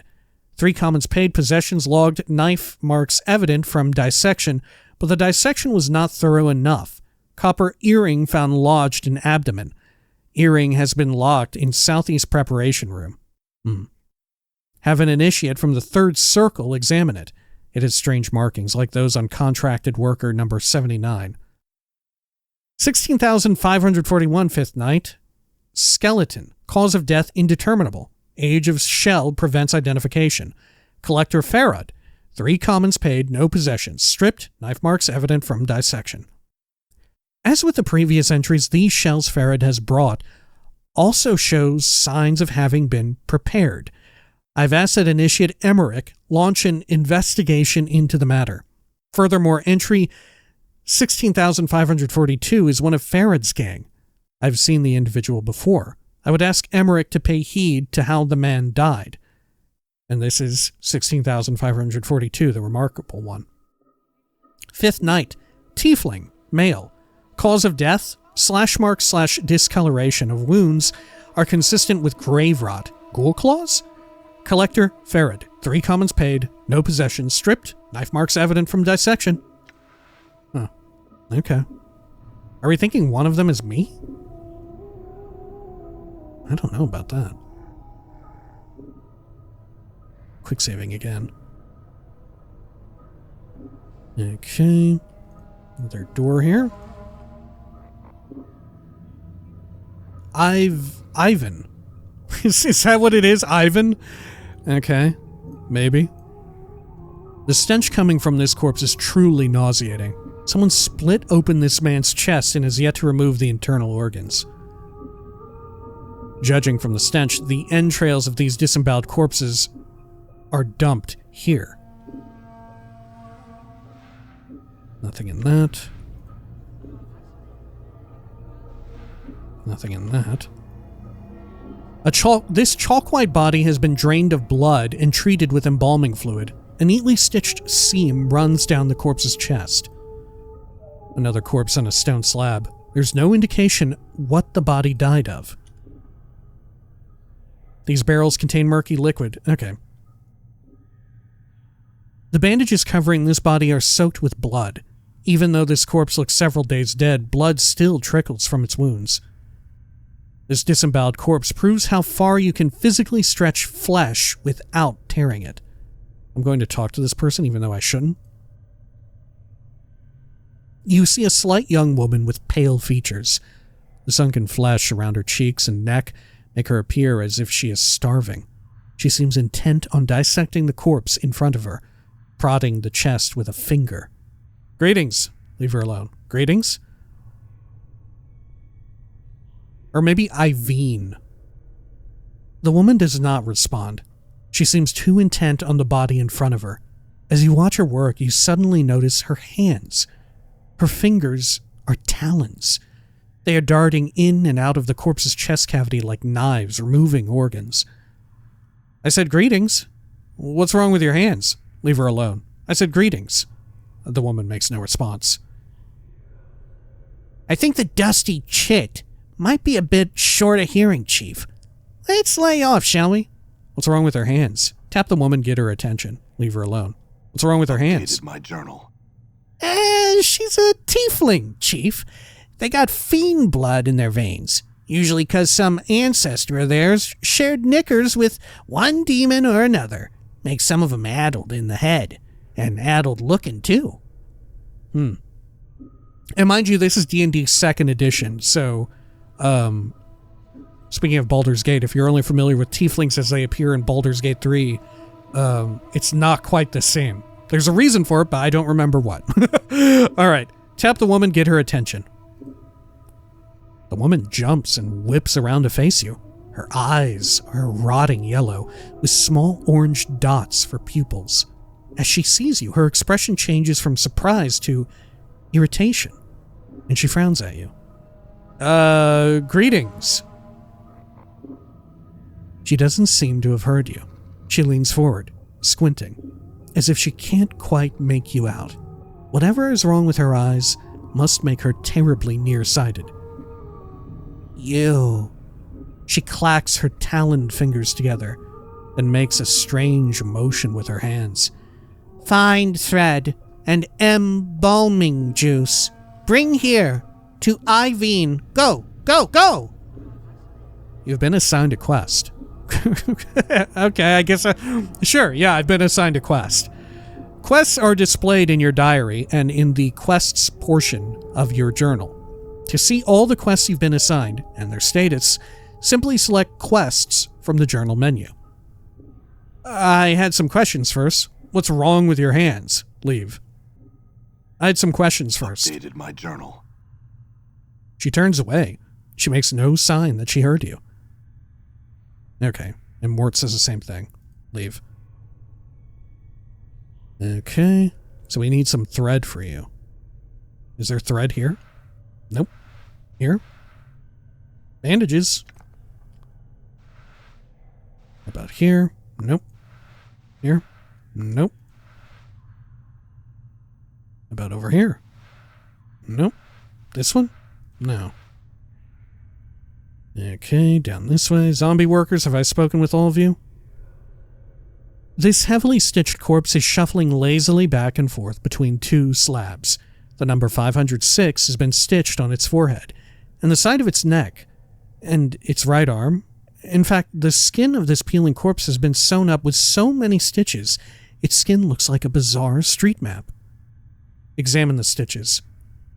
The stitches encircle the corpse, running from its arms, across its chest, up its neck, and into the damp mass of white hair.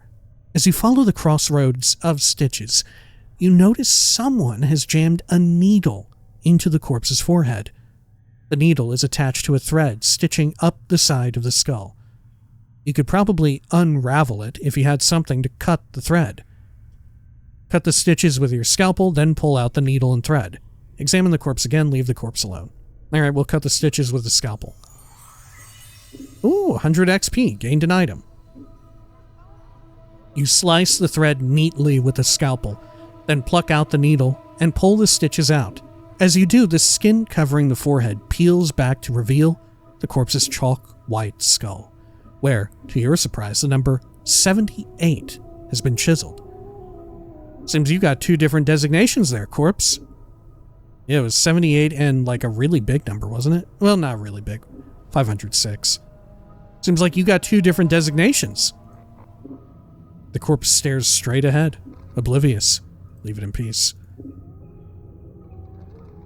And this one? This corpse, 985, has stopped dead in its tracks. Judging from the condition of its left leg, it looks as if some sort of tomb rot or corpse mold has eaten through its knee. The corpse is wobbling unsteadily back and forth, trying to keep its balance. Give the corpse a push. Try and help the corpse balance. It was great talking to you. Farewell. Leave the corpse in peace. Let's try and help it balance, I guess? You reach out for the corpse's left arm to help steady it. As you grab its arm, however, the corpse suddenly sways to the right, and you end up tugging the corpse rather than steadying it. Morte. Chief, you might not want... There's a crack from the corpse's left leg, and the body falls like a dead tree. Its torso strikes the flagstones, and shatters like a rotten melon. Filth and ichor gurgling from the cavity. To your surprise, no one seems to have noticed the corpse's collapse, and even stranger, the left leg remains standing where the body was, as if at attention. After a moment, the leg falls over with a wet thump. As you gaze upon the putrefied remains of the corpse, you notice that its left arm seems intact. It has snapped from the torso during the fall, and it doesn't appear to have been touched by the tomb rot that had spread through the rest of the body. I wonder if I could make use of that arm. What the hell is this, Vampire the Masquerade Bloodlines? Just some fucking body part that I have a use for? Sure, yeah. Maybe I can make use of the arm. Okay. Left arm number 985. Corpse limb number 985. Damage 1 to 6 crushing. Speed 4, weight 3. Proficiency clubs, not usable by mages. This arm snapped clean off a corpse. Off corpse number 985 when it accidentally toppled. As much of the corpse's knee was rotted clean through, it looks like the combination of thick applications of embalming fluid and rigor mortis has made this arm almost as hard as wood. If you needed to, you could either use it to shake someone's hand from a distance or use it to bash their skull in. Okay.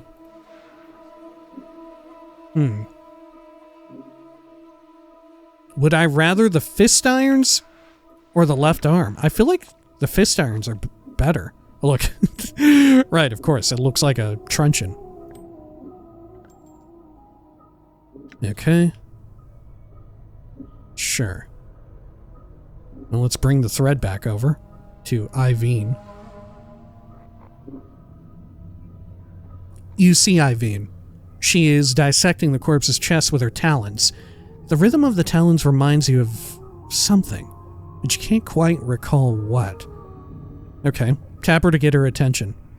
Or maybe, yeah, watch her. Study the motions of her hands. Maybe I'll have a memory? Updated my journal. Oh! As you study the motion of Iveen's hands, you feel a prickling along your scalp. Then suddenly you find your vision swimming, blurring until you are standing in front of a freshly slain corpse, rigor mortis making a mockery of its smile. The number 42 has been stitched onto its scalp. The zombie is lying on a slab, and you have just finished stitching up its chest. You've placed something inside that may prove useful if you come this way again. Echo. Keep these things safe and wait for my return. 250 XP. The memory of your voice is an echo, strange and hollow to your ears. You cross your arms in front of your chest, and to your surprise, the corpse does too. After a moment, its hands fall back to its sides, and as it does, the vision fades until you are watching Iveen's hands making their stitching motions once more. Note, you have regained a memory. Memories can give you additional experience points, skills, and may even lead you to gaining something else of value later on. Right, in Corpse 42, there's something good. Alright, let's tap her to get her attention. She turns, sees you, then frowns. Dumb zombies. She clacks her taloned fingers together impatiently, then makes a stitching motion with her fingers. Find thread and embalming fluid. Bring here to Iveen. Go, go, go. Oh, and embalming fluid. Okay. Sorry, Iveen. Okay, over here. Did I check all of these? Let's take a look. Nothing. Nothing. I'm pretty sure I checked all these, but we may as well do another once over. Yeah. Should I inspect needle and thread? Yeah. Needle and thread special heals 6 HP. This is a spool of thread and a small bone needle. They look like they're used for stitching up wounds in living or dead bodies. Okay. Maybe we'll find it in the next room. The fluid. Okay. table. Much larger slab. Zombie worker. Hello. The shambling corpse gazes at you with vacant eyes. The number 821 is carved into his forehead, and his lips have been stitched closed. The faint smell of formaldehyde emanates from the body. Seen anything interesting going on? Whoa! As you address the zombie, it blinks in surprise. Oh, what? You're not a zombie? Who are you? Why are you disguised as a corpse? Leave quickly. Who are you? Dated my journal. The zombie is trying to respond behind stitched lips. He has a peculiar, half-frightened, half-angry expression. Who you? What you want? Was this a orc peon from Warcraft? I'm looking for a way out of here. Can you help me? Who are you? Tell me who you are or I'll call the guards. I'm asking the questions here, zombie. Tell me who you are or I'll make that disguise a reality. Sorry to trouble you. Whoever you are, farewell. Who are you? The zombie doesn't seem to have heard you. He looks you up and down for a few moments and frowns. What you do here? His eyes narrow suspiciously. You spy on Dusties? No, I'm trying to escape. I'm not a spy. I got sealed in here by accident. Can you help me out? Lie. Yeah, I'm spying on the Dusties. Why don't you tell me what you're doing here before I call the guards? Look, I'm the one asking the questions here, zombie. Tell me what you're doing here or I'll make your disguise a reality. Must take my leave. Yeah, I'll lie. Yeah, I'm spying on the Dusties. He studies you more intently. You spy? You would sell? Huh? Sell? Sell? Morte breaks in, whispering. By the powers, this Burke's an anarchist. Posing as a zombie's gotta be a first for those adult sods. He's an anarchist? Updated my journal. Anarchists, they're a faction. Morte looks like he's about to let loose a torrent of insults, then notices the zombie staring at you both, listening intently. They, want to liberate everyone from the chains of government, tear down the old, establish a new order with no order at all. Truth. It seems like a noble pursuit. Order could use a good tearing down every once in a while. Lie. That seems like a noble pursuit. Any anarchist dedicated to such a lofty goal is definitely a good friend of mine. That seems pretty contradictory. That has to be one of the most stupid things I've ever heard. Truth. That doesn't seem constructive to anyone. Some order, some law is always necessary for progress to be made. Huh.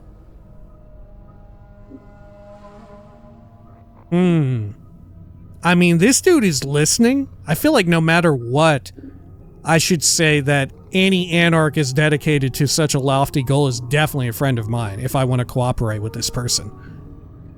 Right? I don't yet know enough about anything with this place to know if that's a good idea or not.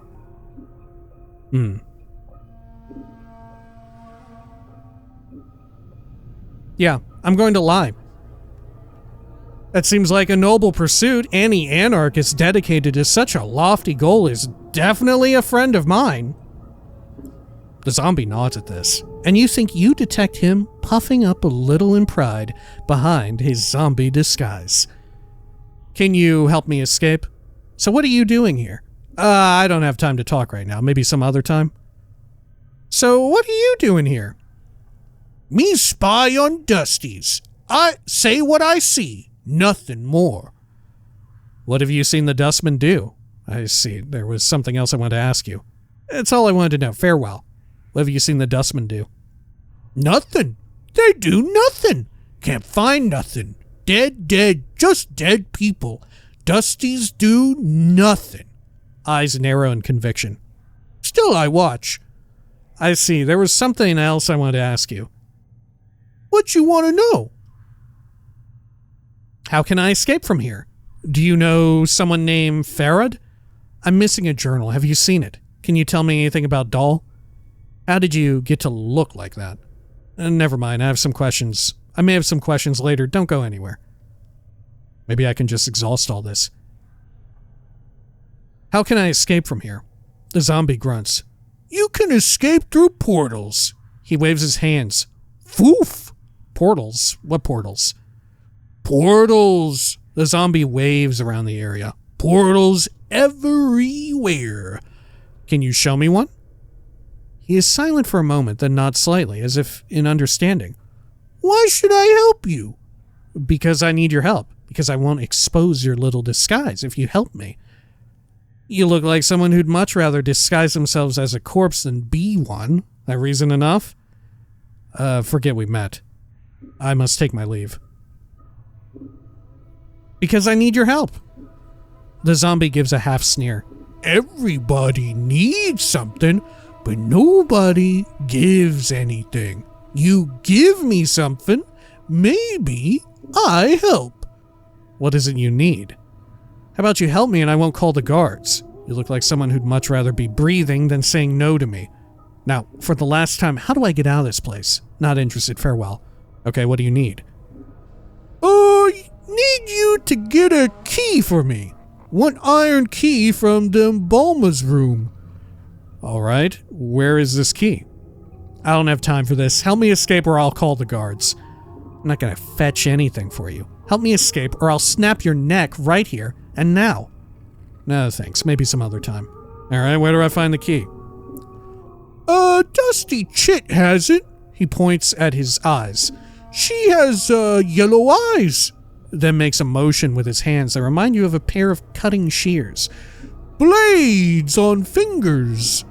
A Dustman woman with yellow eyes and blades on her fingers. I already met her in the embalming room. Hold on, I'll be back with the key shortly. This Dustman woman sounds really attractive. Are you sure you don't want me to introduce the two of you? Okay. This game is unexpectedly horny. This Dustman woman sounds really attractive. Are you sure you don't want me to introduce the two of you? The zombie blinks. He doesn't seem to have understood you. That was a joke. See, forget it. I'll go find your key. Updated my journal. The zombie squints at you. If you're caught, don't say nothing about me, or me gut you in your sleep. I'll get your damn key, but you'd best watch your threats, you hear me? I'll be back. Yeah, don't threaten me. I'm doing you a favor. Okay. I'd say I still need some embalming fluid. Right, I'm gonna do a favor for a favor here, I guess. Anything else around here? No, we can go further down. Sure. What's in here? Dried blood covers the slab surface. Same. The blood on this table is still fresh.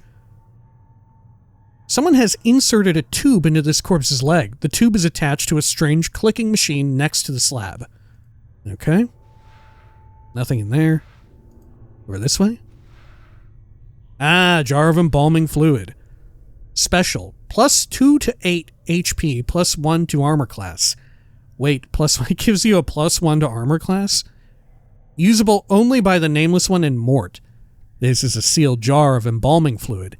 It is used as a preservative for dead bodies. As an added benefit, the smell of the fluid is more than sufficient to mask the smell of any rotting bodies it is used on. Effects are temporary. Wink. Okay. Anything else of interest in this room? This rotting corpse is riddled with tubes. A yellow liquid is cycling through the tubes into a strange machine. The machine is making clicking noises like an insect. A bloody cloth covers the remains of this corpse. The stench rising from the body is almost unbearable. Okay. Dried blood. Nothing in that. There's some stairs going up. Oh, more embalming fluid. Okay. There's a surprising amount here. Container is locked. Oh, shit. Can I pick? I don't think so. Alright. Well. Let's bring this embalming fluid over to Iveen. And get the key. There we are, over here. Hello? Let's see. Tap her, get her attention. She turns, finds dumb zombies. Okay. Give her the thread and embalming fluid. Wait a minute. You make the motion of a key turning your hand. I need an embalming key. Do you have one? Let's bring up the key first. Oh, she maybe just gave it to me. She leans forward, looks at your hand motions, then sniffs. Her hand darts into her robe. Then emerges a key, hanging from her wickedly sharp index finger.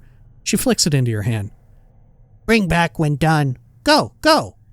Okay. Updated my journal. Can I give her the stuff she wanted? Tap her. Give her the thread and embalming fluid. Updated my journal. Without missing a beat, Iveen snaps the thread from your hands and hooks it around one of her talons, then begins sewing up the corpse's chest. She then takes the embalming fluid and begins to apply a layer to the corpse. Wait or leave. I'll wait. Within minutes, she is finished. She clicks her talons, then turns to face you. To your surprise, she extends her hand and drags her talons along your arms and chest. It's not that I'm not flattered, but keep playing zombie. Push her away, leave. She extends her hand and drags her talons along your arms and chest. Keep playing zombie? What, she wants to fuck me or cut me? Keep playing zombie. Looks like you got a new friend there, Chief. You two need some time together, or? Stow it, Mort. Keep playing zombie. Push woman away. Fuck it. Can I fuck? Keep playing zombie. As she traces your arms and chest, you suddenly notice she seems to be examining your scars. She withdraws her talons, clicks them twice, then bends forward and examines some of the tattoos on your chest. Who write on you? Hivers do that? No respect for zombies. Zombies, not paintings. She sniffs, then pokes one of your scars. This one bad shape. Many scars, no preserves. Wait. Her talons suddenly hook into the thread you brought her, and lightning-like, she jabs another talon into the skin near one of your scars. It feels barely more than a pinprick, but it looks like she's about to start stitching you up. Let her work. Push her away. Leave. Okay, yeah, go for it. Updated my journal. Oh, max HP increased permanently by 1. Okay. The sensation is curiously painless as Iveen begins to stitch up your scars. When she is done, she sniffs you, frowns, then stabs her fingers into the embalming fluid. Within minutes, she's dabbed your body with the fluid, and strangely enough, it makes you feel better. Let her work. This may be the second time in my life I'm thankful I don't have a nose. Iveen puts the last touches on your body, gives you another sniff, nods, and makes a shooing motion with her talons. Done. Go, go. Okay, well that worked out.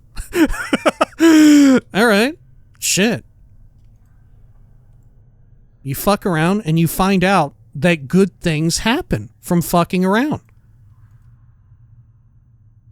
I might be indestructible, right? I'm very curious as to what will happen in this game if I should get 0 HP and die. Okay. Well, I think we'll call it here for now, right? We have explored a lot of this big mortuary area, which has been gigantic, honestly. When next we come back, we're going to give this undercover zombie worker the key that I wanted, right? Embalming room key. This long, thin key has a spiral head and smells faintly of embalming fluid. It looks extremely old and numerous scratches cover its surface. Okay. Keys will vanish sometimes. Yep, gotcha. We read that before. When next we return, we're handing over the key. We're going to check out, I think, this last little section, right? And then maybe when we're down here, we'll be able to open it up and like access the full circle, as it were. And there's stairs going up and down that we can access and should access. There's someone in the first floor, right? I think it was, that we maybe know from a past life. Anyway, holy cow, it's Planescape Torment. We're finally playing it. It's very weird so far. I didn't think that it would be this horny, but it kind of is a little horny. Anyway, until next time, please take care of each other.